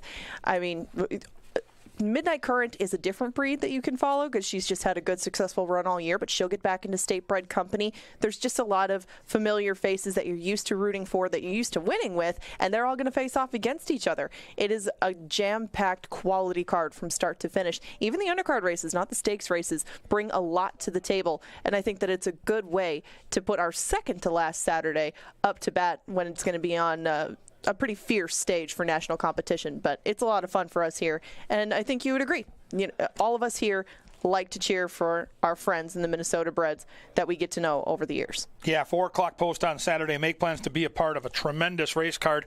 There we see the horses now ready for the turf sprint. Double handler on the one. Make a note of that. Double handler. And I like Master Guns here, Ange. I don't like the fact that Mac Robertson's horse is not taking money early in the wagering. That's usually a red flag for me. 9 tries on our turf course, 7 for 9 in the top 3. I don't know that I'm the speed of the speed with Master Guns because there's other speed to the outside, but I think this horse is in a good position to win when they turn for home. Master Guns is a tough gauge because if he runs the way that he did in his first start of the year, he'll probably win. If he runs the way that he did in his second start of the year, I don't think he'll hit the board. And Master Guns being up on the rail doesn't help things along in that respect. I don't think that this horse can outbreak all 8 of them to his outside. The last time that he had to duel it on the front end, he was in a 6-horse field. Last time Master Guns' stablemate Hurts So Good got the job done, Master Guns kind of just ambled in at the end of things. So if he wins, I get it. And 6-1 would be great value on him. I was on the horse right next door. You took him second. But why do you like Sierra Hotel with Master Guns? Well, I just think Sierra Hotel is going to get a great trip. There's a ton of speed. You mentioned Master Guns has to go. 6 has speed. 7 has speed. The pace is going to be honest. Giant Gamble, the 4. If you go back in his past performances, he's got speed. I think Eckleberry can save every inch of ground, let the 1 go out, tuck in behind, and then work out a trip. I think he's going to be the horse to beat. I think the betting shows that. I think he's a must-use. If you're playing the pick 5, I don't know how you get around the 2. And he'll be charging late. It'll just come down to if any of the speed horses can work out a comfortable trip and get loose. If they battle the whole way, I think they're low-hanging fruit, and I think Sierra Hotel will reap the benefits. Yeah, no, I agreed with that, and I hope that he doesn't stay on the inside, because Sierra Hotel, at least from my eye in watching him, is not one of those horses that can kick it in and pass 5 horses at once. He needs a little bit of time to, get the engine warmed up, and if Sierra Hotel can get some sort of outside perched position, even if he has to lose a little bit of ground. He's been going a mile, 7.5 furlongs. He should have the gas to go 5 furlongs, even if he has to take the wide way around. And I hope that everybody just kind of tires in front of him. That's how I saw it going. The horse you see on the screen, remember the mane, does have a good turn of foot, but he puts himself so far behind. If you like playing tries, if you like playing supers, definitely use this horse underneath. If you don't like him on top, fine. You'll still get a fair number on him, and he's always coming at the end. Yeah, I think the 8's a must-use underneath. I think he fits the bill perfectly. You hit the nail on the head. I've got him 3rd. I think that's where he belongs. The wild card for me is the 6. That's Jay Litz's tout. Great handicapper in the Star Tribune. Sanderson Gang has a horse that's done, I think, good things in the career on the turf. Just hasn't been good on the Canterbury turf. 0 for 6, but I think it's a very good trip. Honor just off the pace here. Yeah, and they liked what they saw enough with this horse to claim him back after he got claimed in that August 18th race of last year. And things haven't gone necessarily to plan here, but this is a little bit of class relief, and he makes sense up front with Kelsey Haar. It's race 5. It's a turf sprint at 5 furlongs. Excellent betting race. I've got a $48 pick 5 ticket. We'll go through once the horses come on the track. Get your bets in soon. It's time for the 10% takeout pick 5. It's time for turf racing at 5 furlongs. And it's race 5 coming up and coming at you next.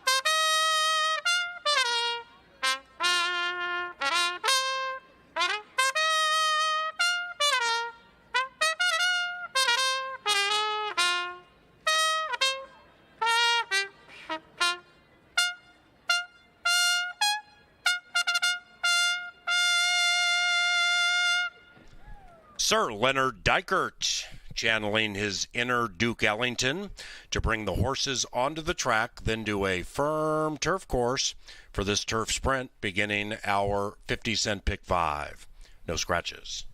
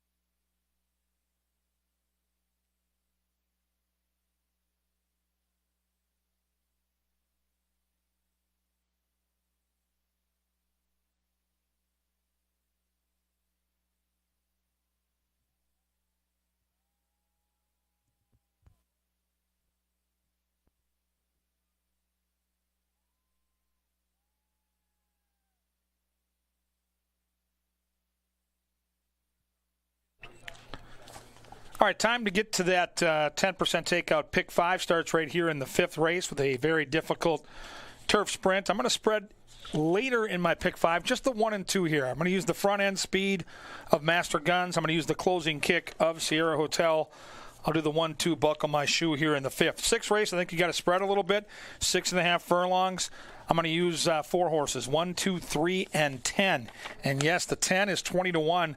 And I think with Kyle Carter has a legitimate shot at a huge upset in the 6th. 7th race, 2, 4, and 6 in this race for me. Atomic Candy, Power Play, horse 4 in that equation. And then we'll have to have just 2 horses in each of the last 2 legs. 4 and 5 in the 8th. That's Yes Year and May We All. And then the lucky last, if we're still alive, 2 great options. The 3, Just Right Mike, and the 6, My Dominator. $48 going 1-2 with 1, 2, 3, 10, with 2, 4, 6, with 4, 5, with 3, 6. You can play my ticket for 48, or you can adjust it, take out some horses, add some horses, and make your own. But the bottom line is you got to get in it to win it. The pick 5 starts in 3 minutes. Now we're going to race to the pump. Mel and Meg in the winner's circle. Take it away, ladies.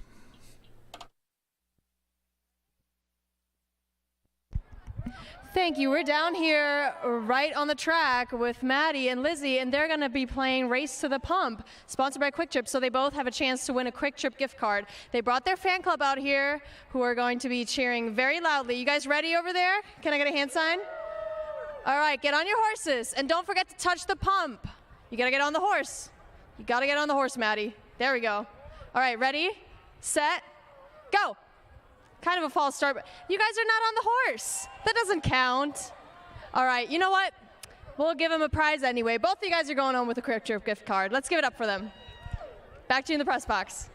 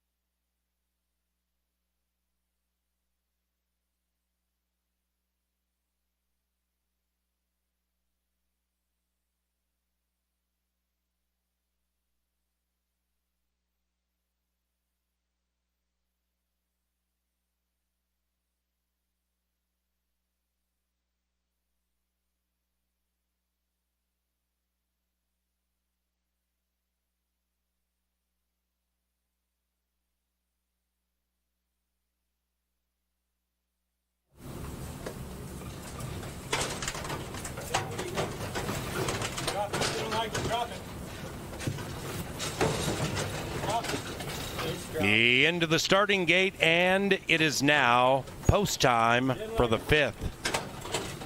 This is the Paragon Restoration Derby. Remember the Main has gone in. Ray of the Sun, last in line. 9 in a line on the CBY turf.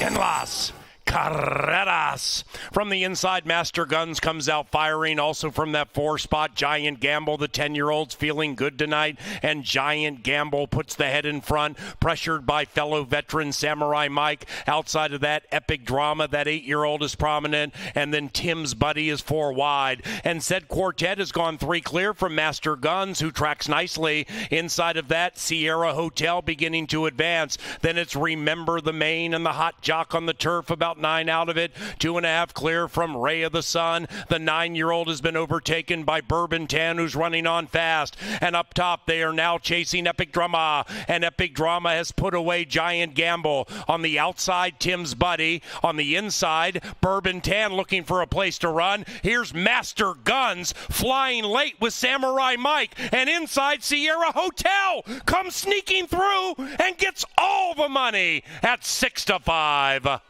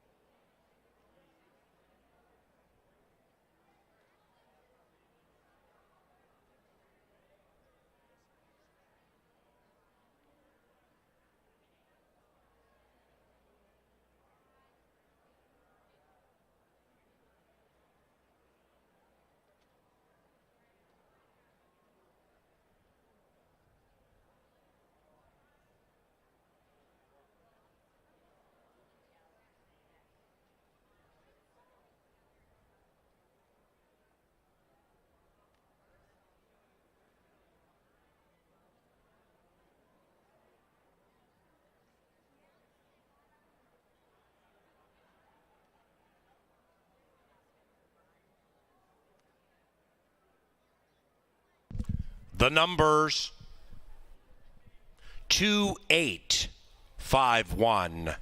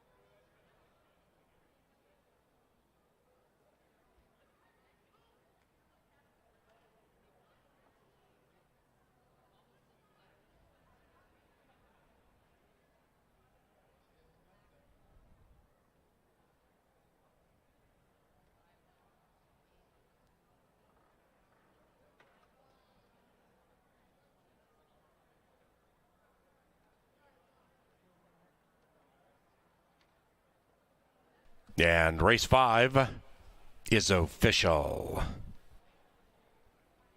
Pick 3 on races 3, 4, and 5 paid $100.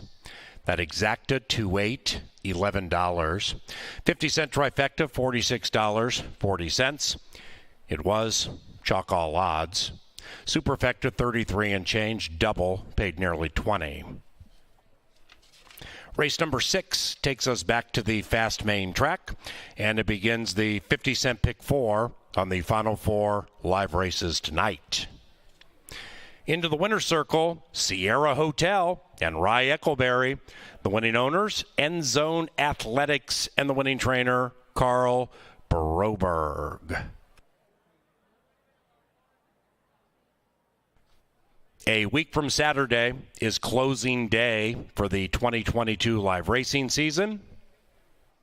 CanterburyPark.com to get tickets and save a couple of bucks.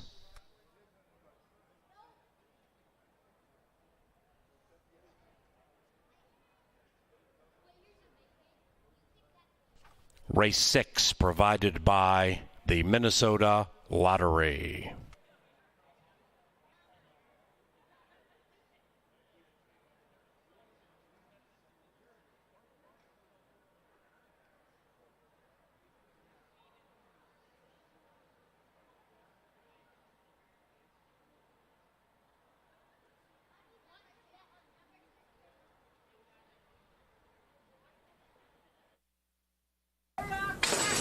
En las carreras. From the inside, Master Guns comes out firing. Also from that 4 spot, Giant Gamble. The 10-year-old's feeling good tonight, and Giant Gamble puts the head in front, pressured by fellow veteran Samurai Mike. Outside of that, Epic Drama, that 8-year-old is prominent, and then Tim's Buddy is 4 wide. And said Quartet has gone 3 clear from Master Guns, who tracks nicely. Inside of that, Sierra Hotel beginning to advance. Then it's Remember the Main and the Hot Jock on the turf, about 9 out of it. 2.5 clear from Ray of the Sun. The 9-year-old has been overtaken by Bourbon Tan, who's running on fast. And up top, they are now chasing Epic Drama. And Epic Drama has put away Giant Gamble. On the outside, Tim's Buddy. On the inside, Bourbon Tan looking for a place to run. Here's Master Guns flying late with Samurai Mike. And inside, Sierra Hotel comes sneaking through and gets all the money at 6-5.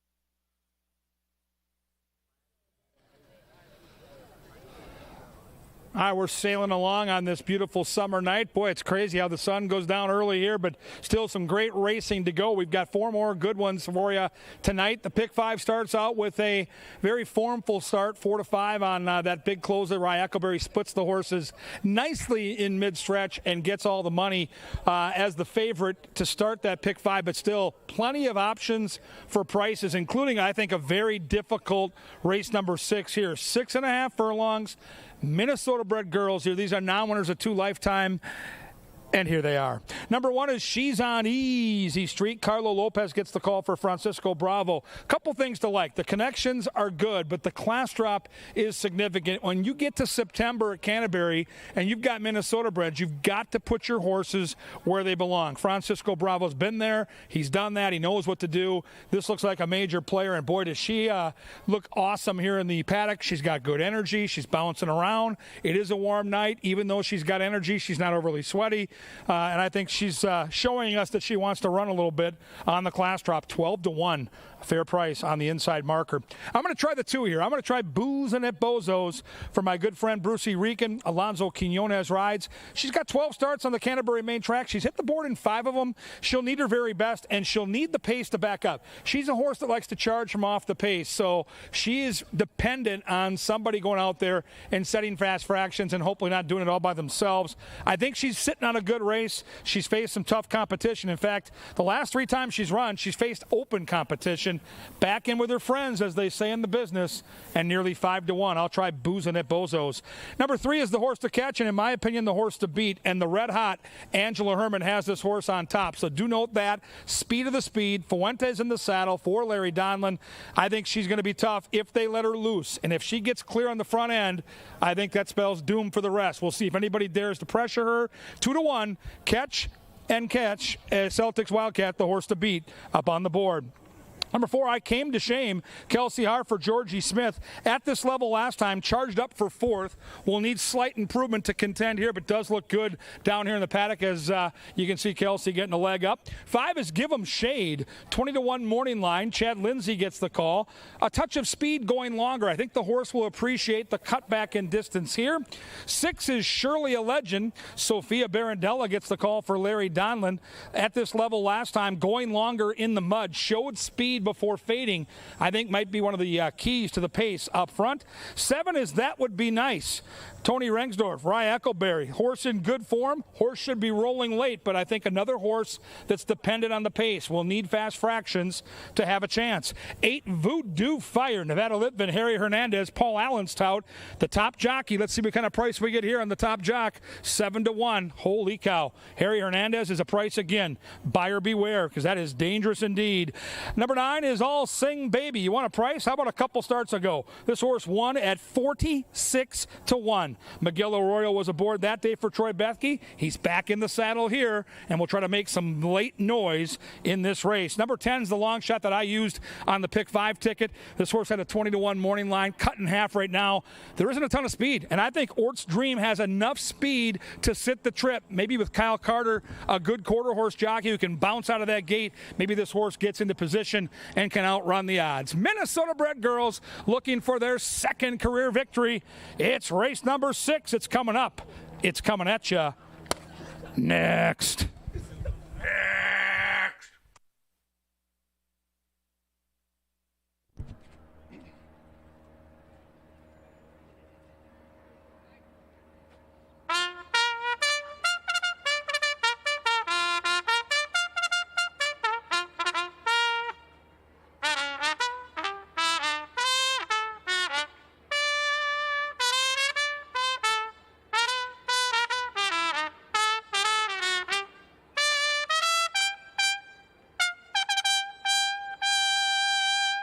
Call to the post brings them onto the track for the 6th. Pick 4 wagering on the final 4 live races. It's only 50 cents. The first Pick 4 paid nearly $1,000 for 50 cents. 7 minutes.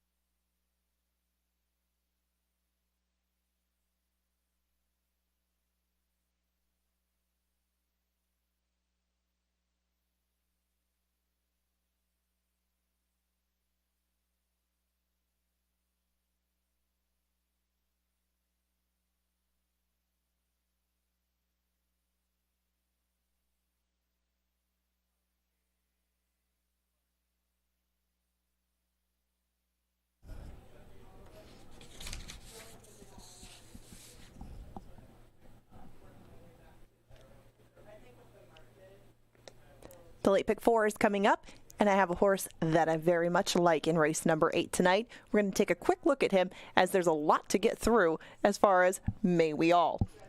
May We All is on a class drop. That's start number 1, though. He's a Minnesota bred, and 7 of his 8 wins have come here at Canterbury Park.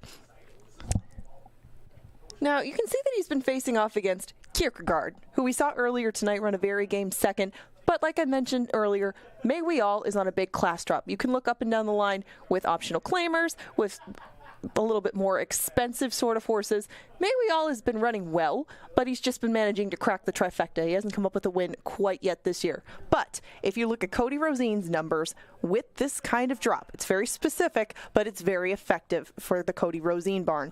We're going to cross out that turf race. That's fine. He's never done anything on turf. You just get the dirt races in there. He's very consistent and very much a good fit at this level at 9-2. Now, Cody Rosine, on a 50% drop in claiming price overall, any track, these are his numbers.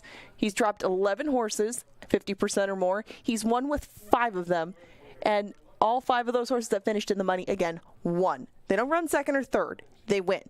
Now, getting even more specific into dropping below $10,000, which is where May We All is going to be today, here's the numbers right here. He is 5 for 7. 71%, 5 for 7, and they don't pay a whole bunch, but they're winners. That's going to be a single in my late pick 4, and May We All brings the visual to back things up. Now that's him with the neon sleeves in between horses on the turn, and he actually finishes up pretty well in this spot, even though Time Heist, another horse that we saw earlier in the night, did take this field wire to wire. He doesn't lose a whole bunch in defeat. He tries very, very hard, and he puts in one of those consistent finishes, but like some of the other ones that we see drop late in the season, he has always found 1 or 2 horses that's just too difficult for him at this level. So they drop him down, put him in against 5,000s, and that could be the key to victory. It works a lot for Cody Rosine's barn, and May We All hope it works tonight in race number 8.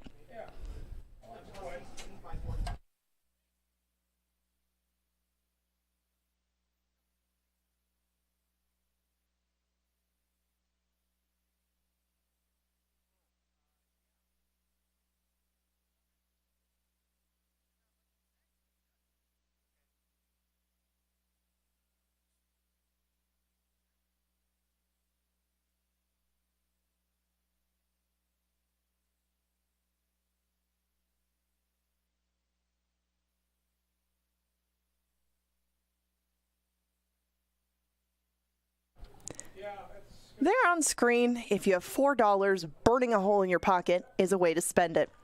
Put together a little pick 4 because I didn't see huge prices in the sequence, but $4 would be worth the investment. I did use just Boozin' and Bozos and Celtic's Wildcat in here. I thought the Celtic's Wildcat could take them wire to wire, but if anybody does go after this filly, once she doesn't have the lead, she's just not quite the same horse, and Boozin' at Bozos ran a race that would probably win this last time around.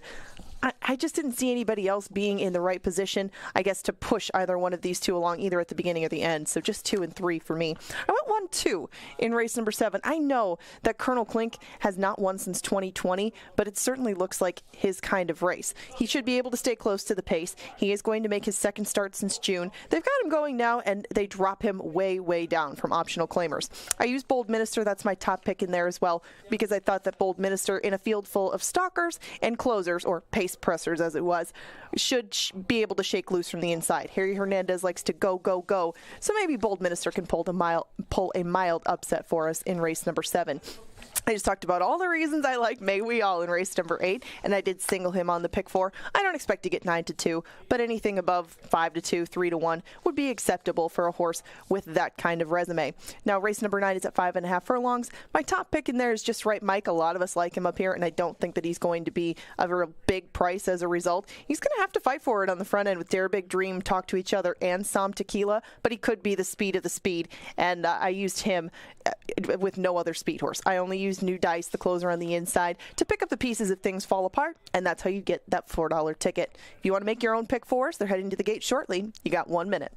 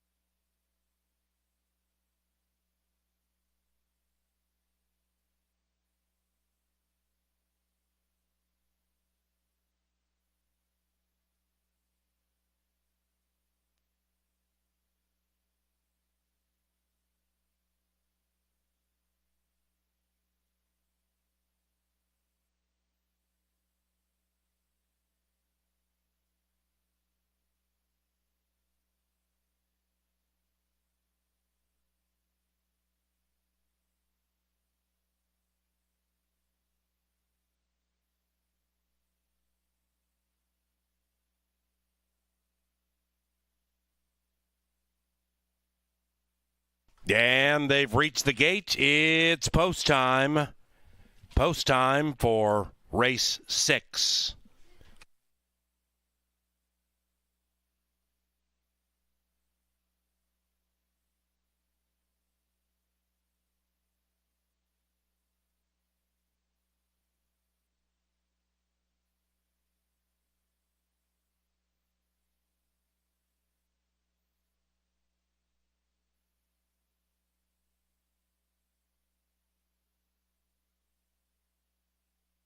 In line, she's on Easy Street, boozing at Bozo's, Celtics Wildcat.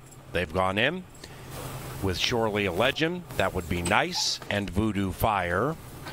Now, I Came to Shame. Give 'em Shade. All Sing Baby and Ort's Dream, the final 2. Loading quickly.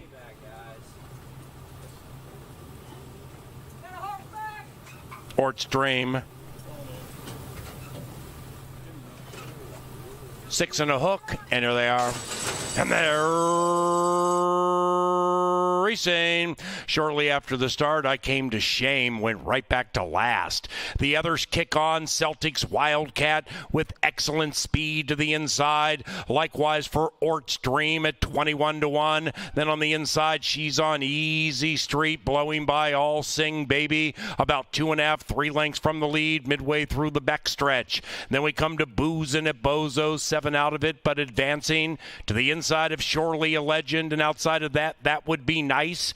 Then we come back to I Came to Shame. The one way back in last is Give 'em Shade. And the one in first is Celtics Wildcat, bursting clear by 2. Celtics Wildcat from long shot, Ort's Dream. After that, she's on Easy Street. And then we come back to Boozin' at Bozo's, having to give a ton more to win. Outside of that, Voodoo Fire. And behind them is All Sing Baby, and they head for home. And this looks to be a one-horse race. And that one horse is Celtics Wildcat, all about the 4-leaf clover with a 7-length lead.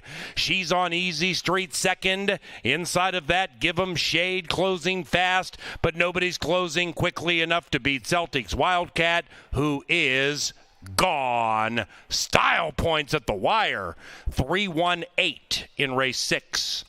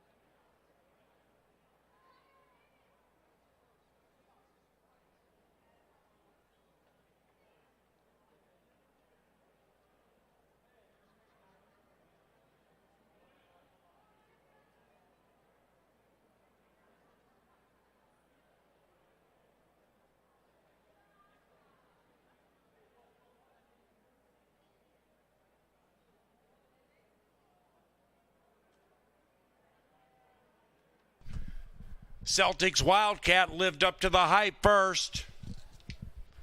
3-1-8. Photo for the soup.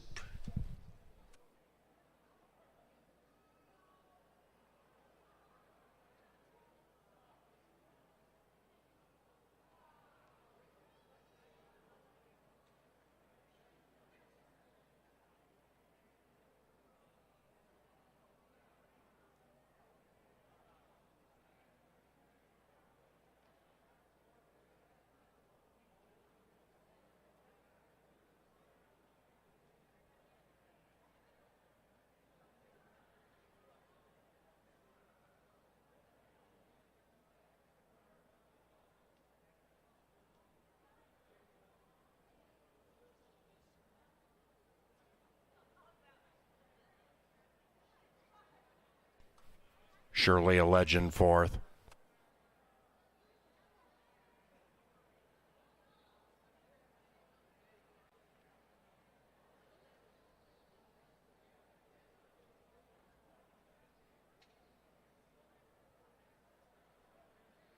Official.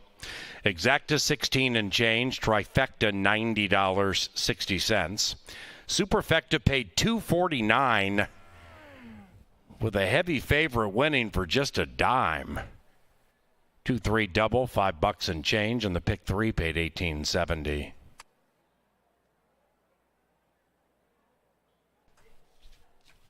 We come now to the 7th. No scratches, no rider changes. Race time, 20 minutes from now.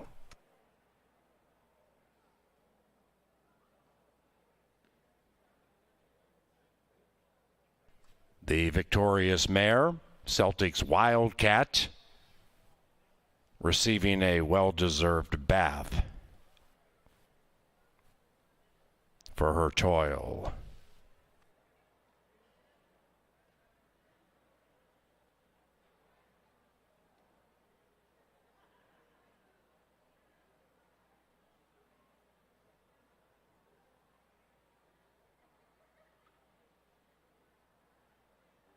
Into the winner's circle, Celtics Wildcat and Luis Fuentes.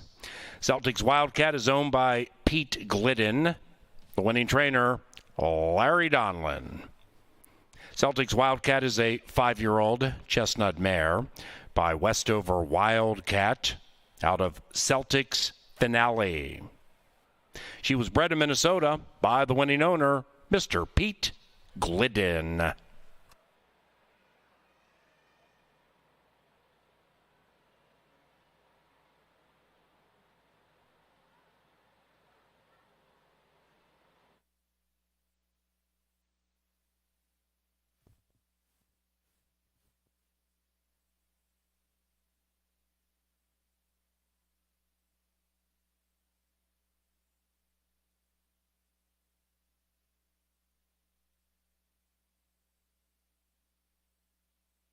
And here they are. And they're racing. Shortly after the start, I Came to Shame, went right back to last. The others kick on. Celtics Wildcat with excellent speed to the inside. Likewise for Ort's Dream at 21-1. Then on the inside, She's on Easy Street, blowing by All Sing Baby. About 2.5, 3 lengths from the lead, midway through the backstretch. Then we come to Boozin' at Bozo, 7 out of it, but advancing to the inside of Surely a Legend, and outside of that, That Would Be Nice. Then we come back to I Came to Shame. The one way back in last is Give 'em Shade. And the one in first is Celtics Wildcat, bursting clear by 2. Celtics Wildcat from long shot, Ort's Dream. After that, She's on Easy Street. And then we come back to Boozin' at Bozo's, having to give a ton more to win. Outside of that, Voodoo Fire. And behind them is All Sing Baby, and they head for home. And this looks to be a one-horse race. And that one horse is Celtics Wildcat, all about the 4-leaf clover with a 7-length lead. She's on Easy Street second. Inside of that, Give 'em Shade closing fast, but nobody's closing quickly enough to beat Celtics Wildcat, who is gone. Style points at the wire. 3-1-8 in race 6.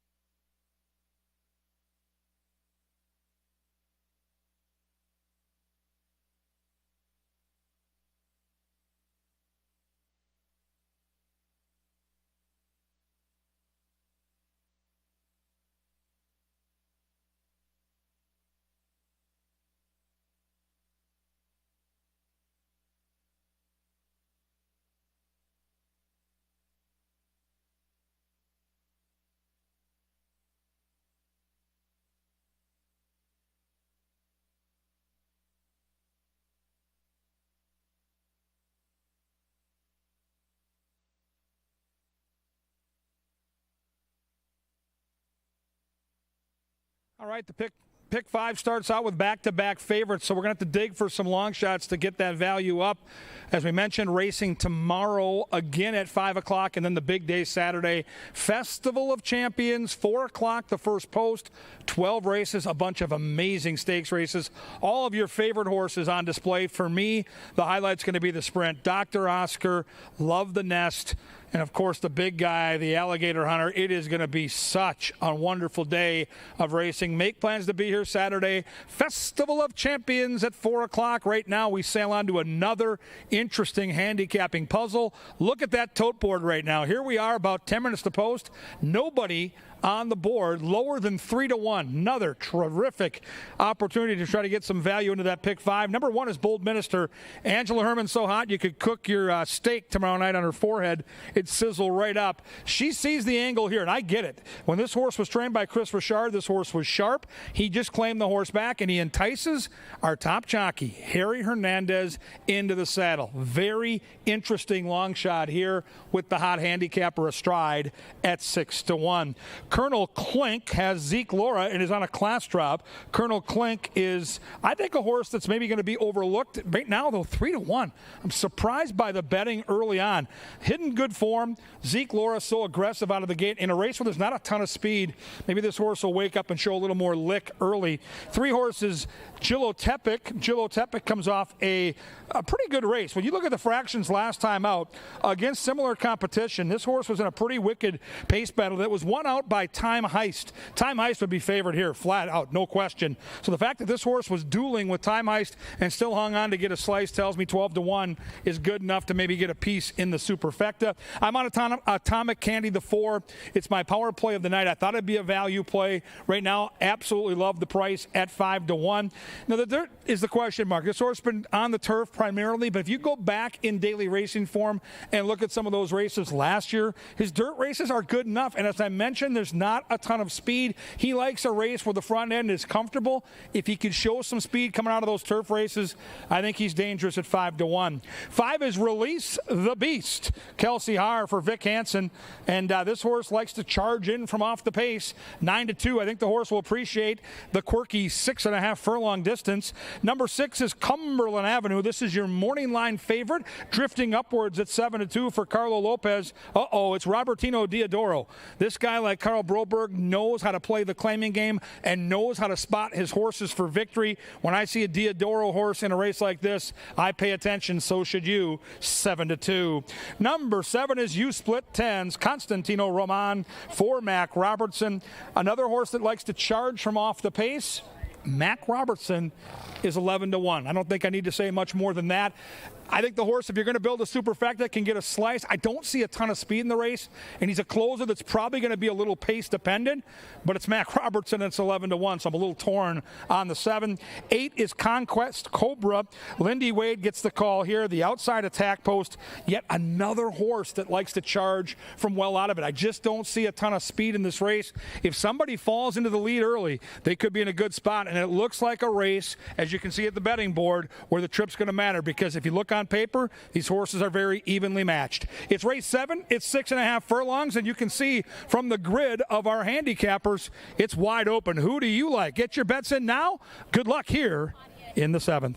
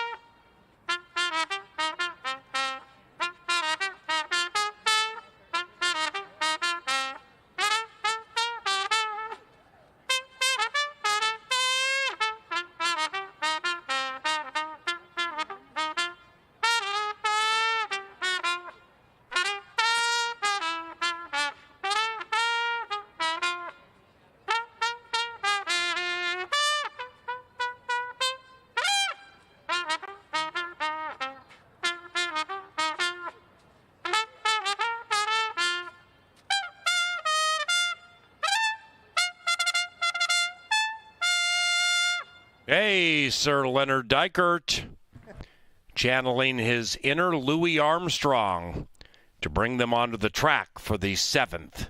Beginning the final pick 3 this evening. No scratches. Race time, 5 minutes from now.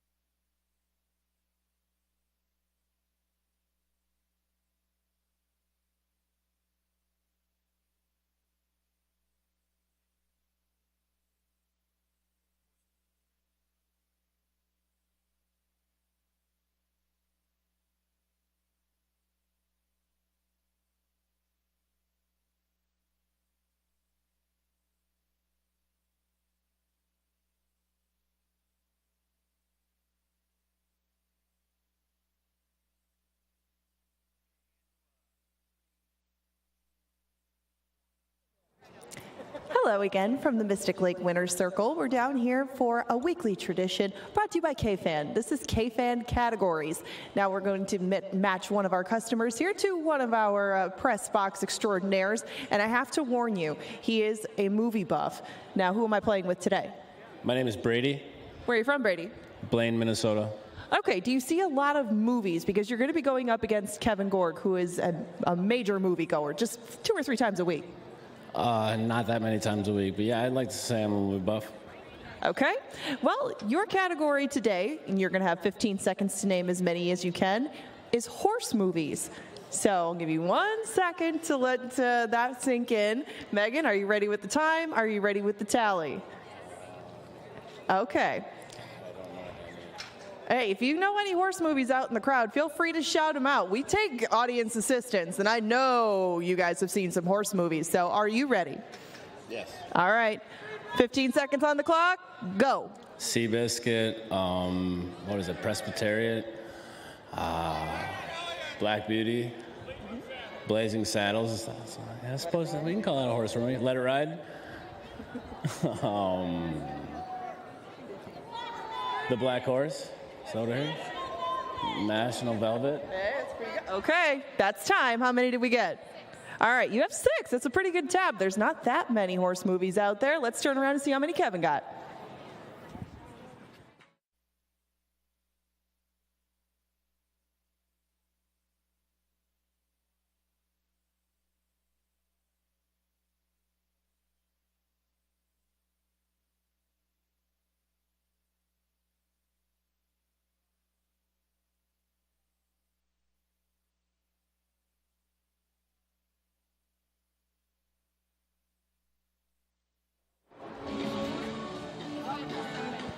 You know what? Kevin got way more than 15 seconds, and by the time the clock reached 15, he had 6. So I think that you win. I think that you're going to win the prize today. You're going to get a couple of tickets to the Renaissance Festival. Now, do you like going to the Renaissance Fest? Yeah, actually, I've been once already. Okay, well, you got a little bit more time to do that than to come back to Canterbury, but hopefully you come back and make a little bit of money and have fun at the Renaissance Fair. Thank you. All right, that was K-Fan Categories. We don't have 2 minutes to post for race number 7.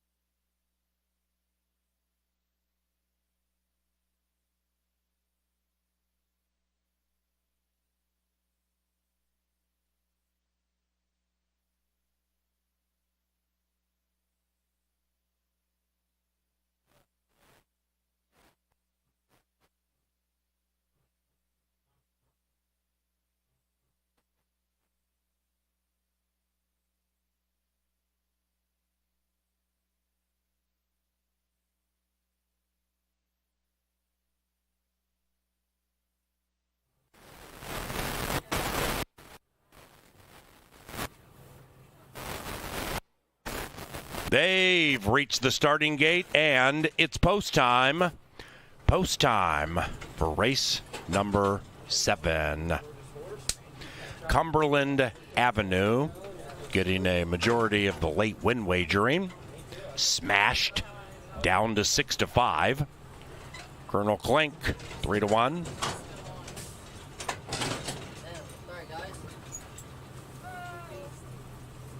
Bold Minister, Colonel Klink, they're in.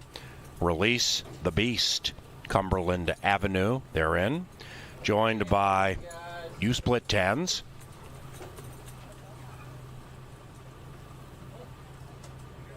Release the Beast to enter the center. And Conquest Cobra, Still out, guys. last in line. Once they get the 3 squared away. Hilo Tepec causing some consternation. In, 5 in. Conquest Cobra and Lindy last into the gate. 8 in the gate, race number 7. And they're racing, and they've broken a line. From the center, Atomic Candy comes out sweetly. On the wide side, Conquest Cobra comes slithering through to contest the lead. And Conquest Cobra now is taken off the pace. U-Split 10's right in front of that one. And Colonel Klink comes soaring through on the inside. And Colonel Klink has taken the lead by a head. In second is Hilo Tepec. Outside of that, Atomic Candy. And on the 4 wide side, Cumberland Avenue joins, having to be ridden to do so into the far turn, and behind them, Release the Beast. U-Split 10's advancing, 7 out of it. Then it's Conquest Cobra, and Bold Minister is 10 lengths rearmost. They approach the top of the stretch, and Colonel Klink opens up 1.5. In second, Hilo Tepec. Outside of that, Cumberland Avenue at even money is languishing a bit, and on the far outside, U-Split 10's inside of that, Release the Beast. Tugging them along is Colonel Klink. It is Colonel Klink leading it from U-Split 10's. Between runners, we have Atomic Candy and Conquest Cobra. Here comes Conquest Cobra with a burst just in the nick of time.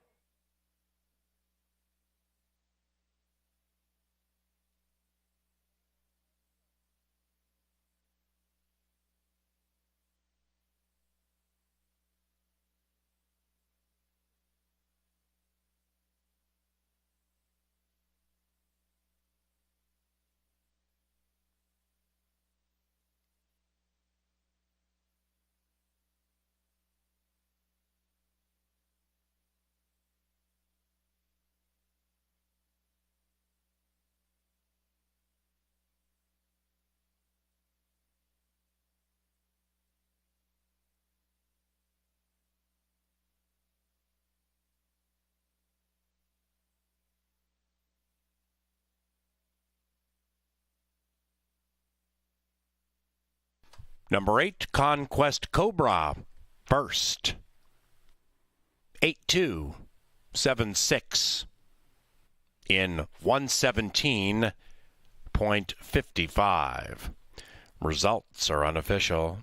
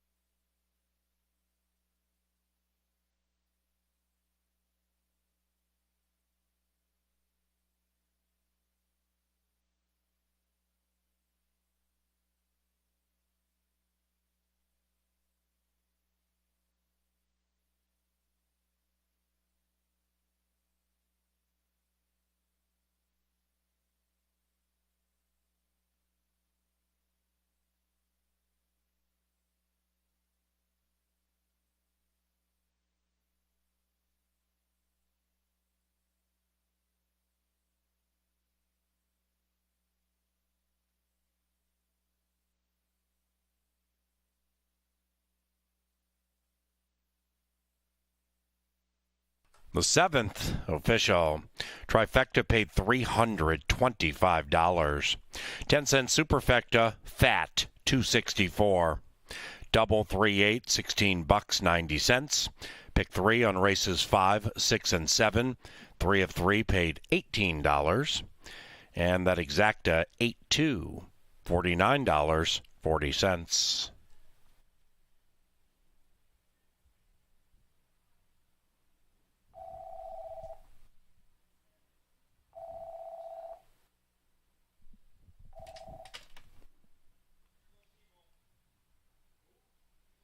Now entering the winner's enclosure, number 8, Conquest Cobra, ridden by Canterbury Park, Salt of the Earth. He is Lindy Wade. The winning owner and trainer, Alfredo Esprino.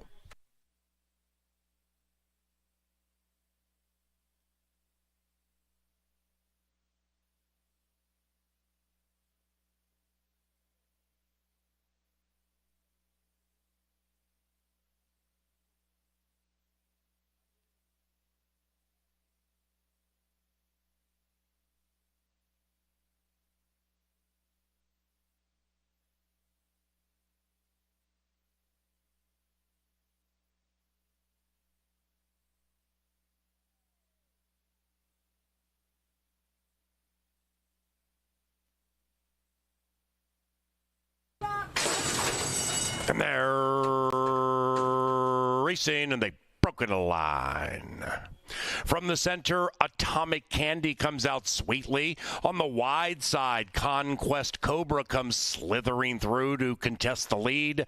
And Conquest Cobra now is taken off the pace. You split 10s right in front of that one. And Colonel Clink comes soaring through on the inside. And Colonel Clink has taken the lead by a head. In second is Hilo Tepec. Outside of that, Atomic Candy. And on the 4 wide side, Cumberland Avenue joins, having to be ridden to do so into the far turn, and behind them Release the Beast. You split 10s, advancing 7 out of it. Then it's Conquest Cobra, and Bold Minister is 10 lengths rearmost. They approach the top of the stretch, and Colonel Clink opens up 1.5.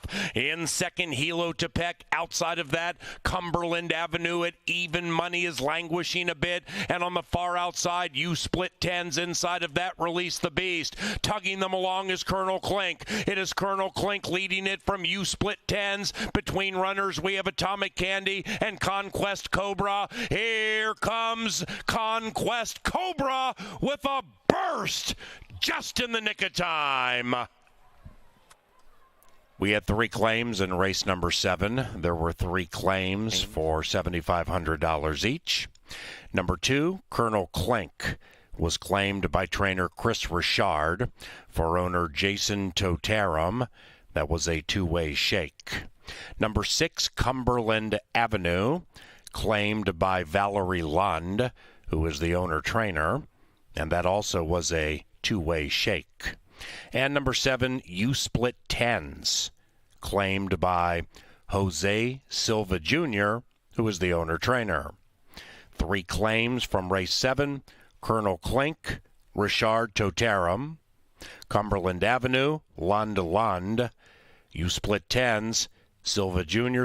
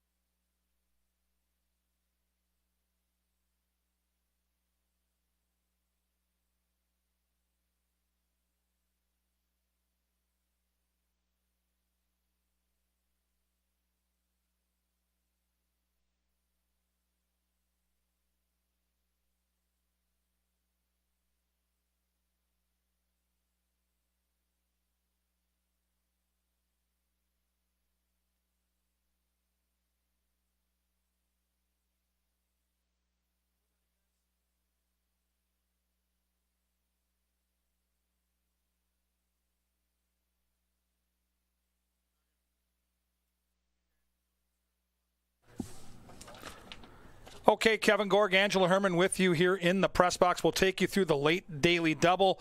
And Ange, the pick 5 starts out with chalk, but now the value as we get leg 3, race 7, the 8-horse wins. Nice mutual. Yeah. For the fans that are 3 for 3, now they can start talking about a pick 5 that might pay $500, that might be up in the thousands if you get another upset. What do you see in these last 2 races for upset potential? Well, I thought there was a bit more of it in the 8th than the 9th, just even by virtue of the field size. But in the last, I was only interested in a couple of them because there is a good amount of pace. I still think that somebody will shake loose in there. This, I mean, you have a very diverse cast that come from some different races, but they don't have a consistent style of running, and that's the main puzzle with race number 8. And my top choice in here was not as much a pace sort of play rather than a class sort of play, and it was the angle horse. That's May We All. Now, May We All is at 9-2 at this point, but there's a few arrows pointing in this direction, most notably from Cody Rosine's camp. Cody Rosine does very well dropping these sorts of horses. And I know that you were very busy while I was doing the angle, but to be more specific, when he drops a horse halfway or more in price, he's 5 for 11. And when he does it specifically down below $10,000, he's 5 for 7. When he puts horses in these spots, he's doing it for a reason. I don't think that May We All has really bad races to show on the page. He's just been in a little bit over his head, maybe for this point of his career. He's 6th, but he likes this track. He gets an outside post. Luis Fuentes is back on him. He's ridden him a couple of times before. I thought there was a lot of reasons to like him, and you agreed with me, but what's your take with May We All? Well, I think the key is the horse right next door. You've got Harry Hernandez. You've got Yesteryear, who loves this track, takes the blinkers off, has that early speed. If you're Luis Fuentes, tracking that horse, I think, will be the key to the race because that's the horse to beat. And if you're the horse right next door and you've got speed, put this horse in the race. You have the outside post when it comes to the 4 and the 5. You're just outside that horse, so you can kind of pick and choose when you go. But I think that, to me, is the key to the race because if you let Harry get loose on the 4, and the 4's capable of getting loose. There's other speed in the race, but there's not Yesteryear speed. Make that horse work for it early, and then turn it for home, make your move. And I think if this horse stays at 7-2 or 4-1, I think it's good value.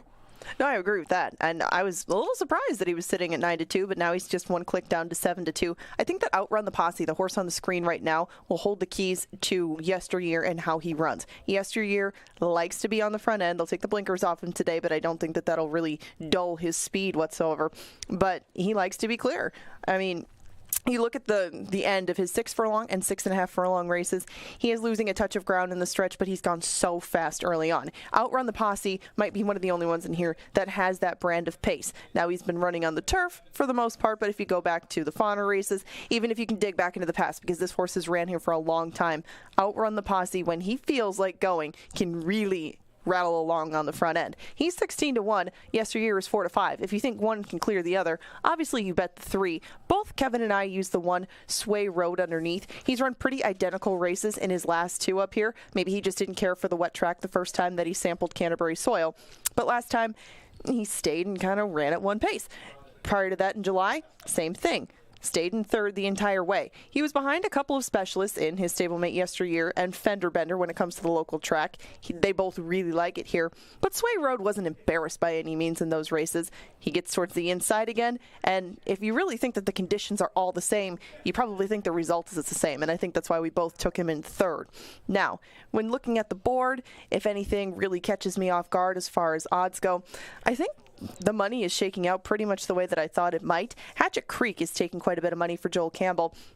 And Hatchet Creek, I suppose, has shown enough pace to keep things honest up front. There's a little blowout drill, and I think that he'll go up from that 8-1 price that he is at the moment, but he is taking some early money, and that's kind of the only surprise that I see as far as the tote with 9 minutes to post. Kevin, any thoughts before they head out to the track? I think the 2 might be sneaky in the tries and supers. I think the 2 can hit the ticket with Kelsey Hard. A price, that price right now is very large at double digits, but I think it comes down to the 4 or the 5 turning for home, and then I think the 1 and 2 are the horses you use underneath as fillers. I think it's a very competitive race. All right, that's what we think from the studio. We find out in 9 minutes if Yesteryear gets the job done as the 4 to 5 favorite.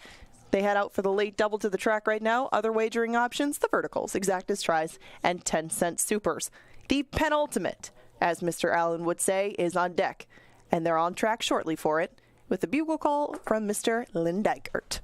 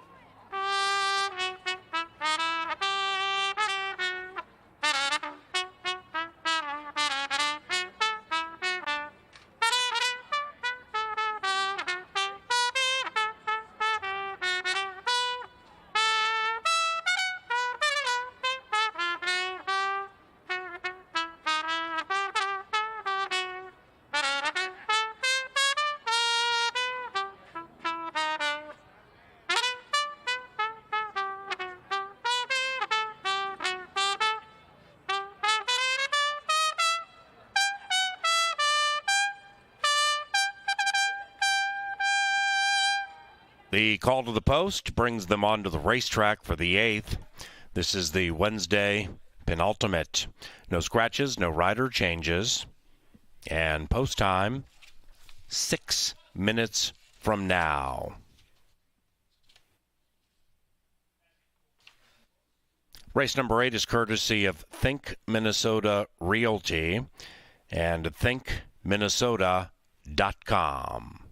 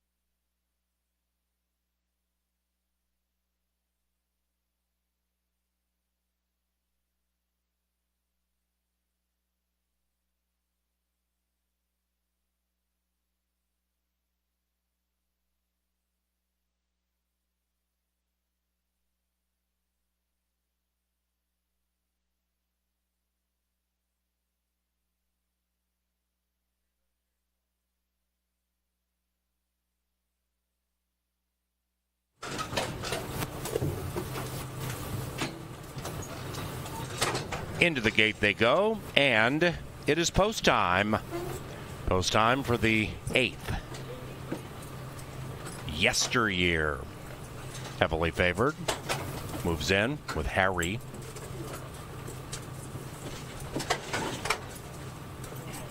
Western Smoke, last in line. Here they come. And they go.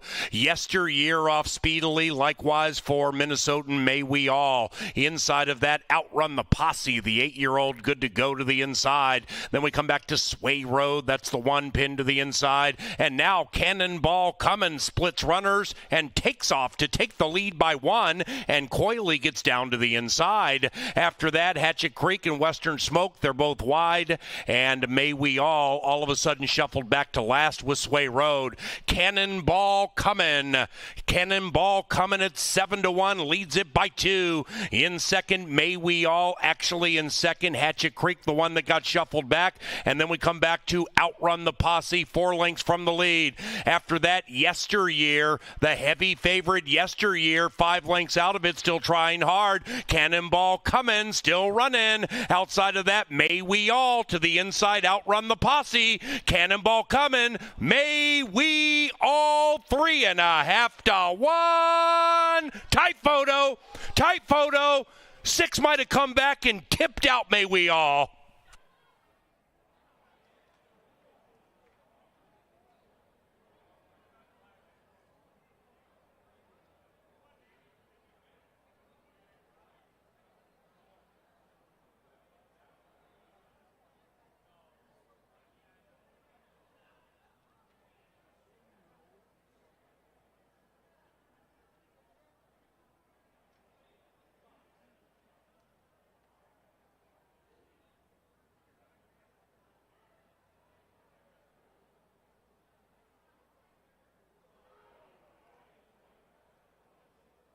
Photo finish and 2 claims. Photo finish and 2 claims.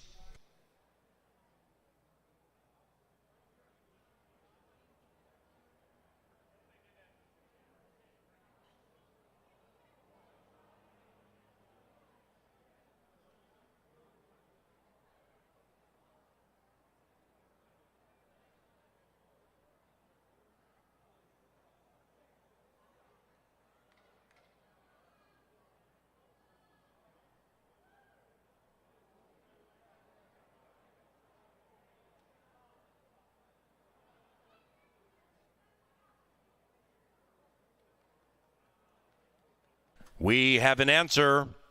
Result of the photo shows the winner is number 5, May We All. Held off a resurgent Cannonball Cummins. 5.6, 3.4 in 104.61.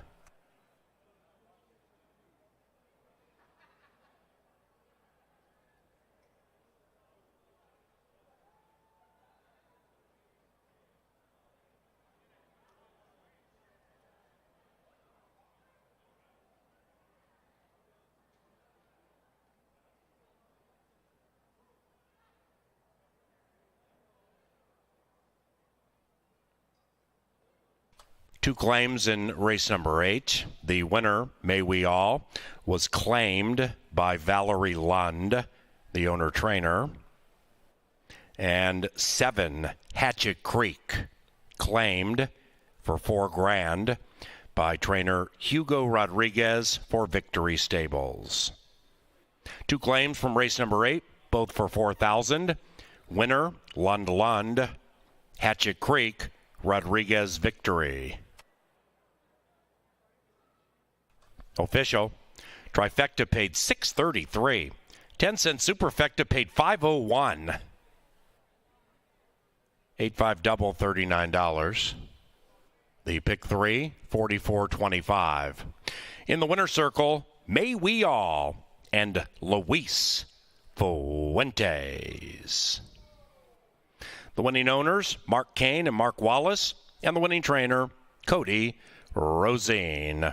May We All is a 6-year-old Bay Minnesotan by Keela from the Smoke Glacken mare, Smokin' Dreams. The 9th race, our final live race tonight. 20 minutes from now, no scratches, no rider changes. We race tomorrow at 5. Saturday we race at 4 o'clock. It is Festival of Champions Day. It is our signature day for the 2022 season.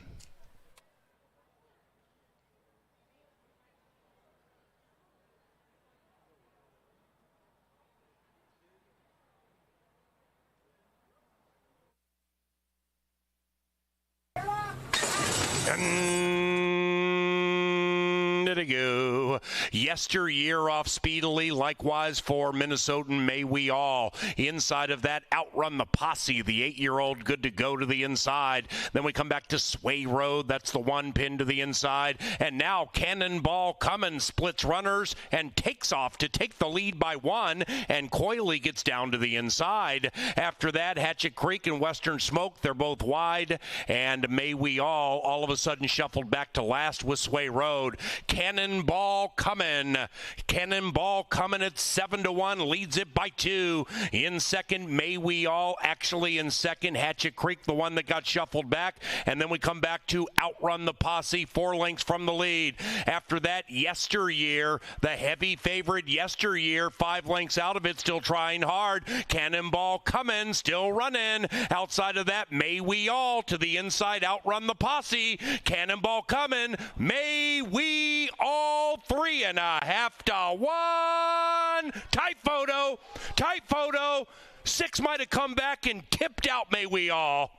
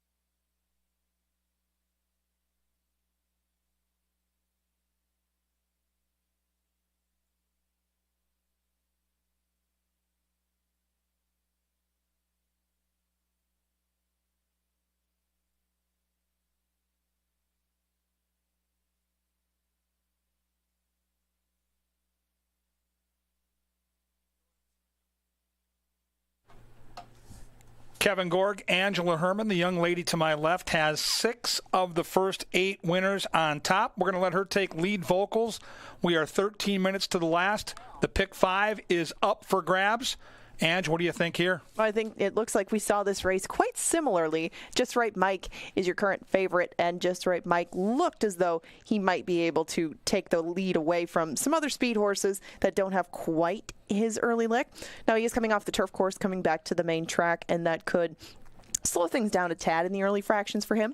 But Just Right Mike has performed very well on Canterbury's main surface. He takes a tiny little dip down in class, and I thought being to the outside of Som Tequila would help his cause. Now, being to the inside of Dare a Big Dream and talk to each other, probably not the most ideal scenario, and I thought that New Dice would be a lower price as a result, but he was the horse that I took second. If you think that they can close in on this pace, I thought that it would be New Dice. The other closer on the outside, My Dominator, was your morning line favorite, and currently he's 5-2. But which of the closers do you prefer? Because they seem to surround an ideal setup if everything goes snap, crackle, pop up front. I think the 6, My Dominator, would be the most logical closer to come get the money. I don't know if he's the best value, especially come post time.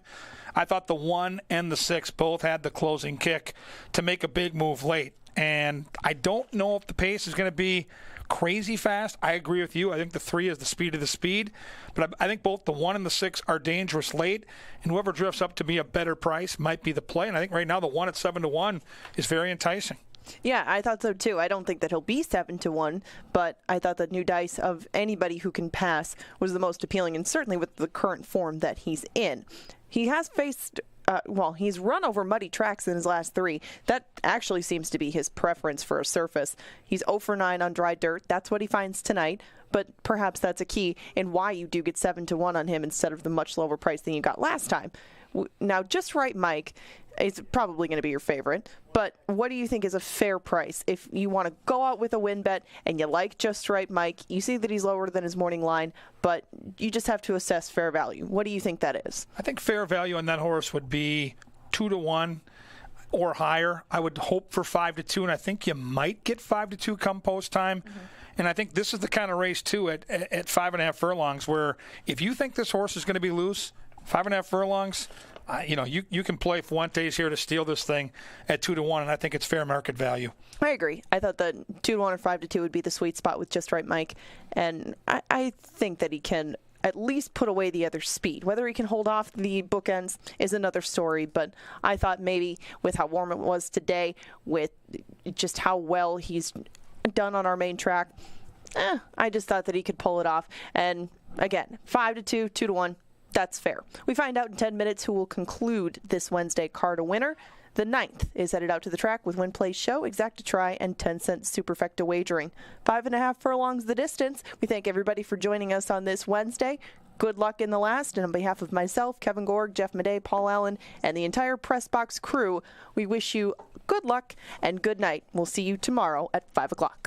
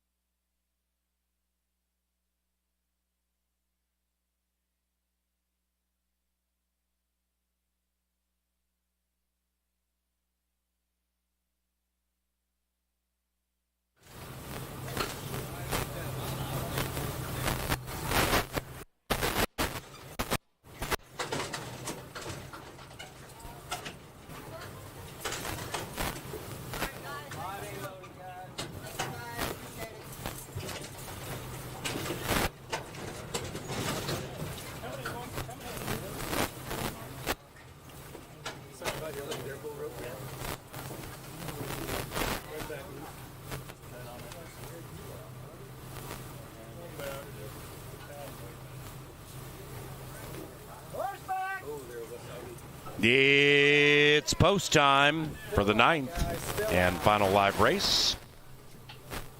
One out. My Dominator, 4-5. And they're racing. My Dominator came out fast, looking to dominate as the people's choice. But now, talk to each other, and Kelsey open up by 2, nearly 3. In fact, make it 3 on the 3, just right, Mike. After that, it is Dare a Big Dream, and Dare a Big Dream is racing wide and about 7 from the front to the outside of Some Tequila. Then we come to My Dominator, and New Dice rolls along 10 lengths out of it, 3/8 to go. Talk to each other, still with a healthy lead, but it's diminishing, and moving in now is Just Right Mike. Behind that, Some Tequila. Then we come to My Dominator, beginning to run on very fast, and New Dice is right behind that one, and they head for home. Talk to each other at 4.5 to 1, trying to trigger an upset. Outside of that is Just Right Mike. Then on the far outside, Some Tequila finishing quickly, and so is My Dominator. 4 in a line. Some Tequila with an upset. Some Tequila to leave them punch drunk.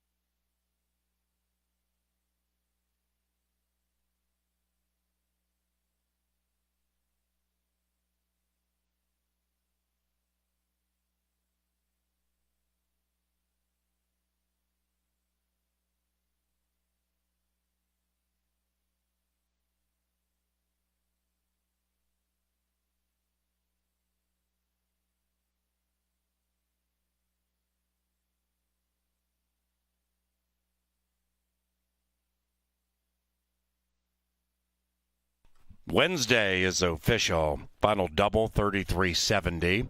The pick 5, 1,114. Final pick 3, 155. Pick 4, 412. Exacta, 22 and change. Trifecta, 48 and change. Superfecta, 33.81. And the winner of the last is Some Tequila and Ezekiel Lara. The winning owners, Tailored for Gold Stables and Miss Joy Gora. The winning trainer, Nevada Litfin. Racing resumes tomorrow at 5. And a final reminder, Saturday, very, very, very big day of racing. One of the most competitive Festival of Champions days we've seen in quite some time, with big fields and hopefully big payoffs. That is Saturday at 4 o'clock. CanterburyPark.com for information. Otherwise, if you're leaving the racetrack, please drive safely.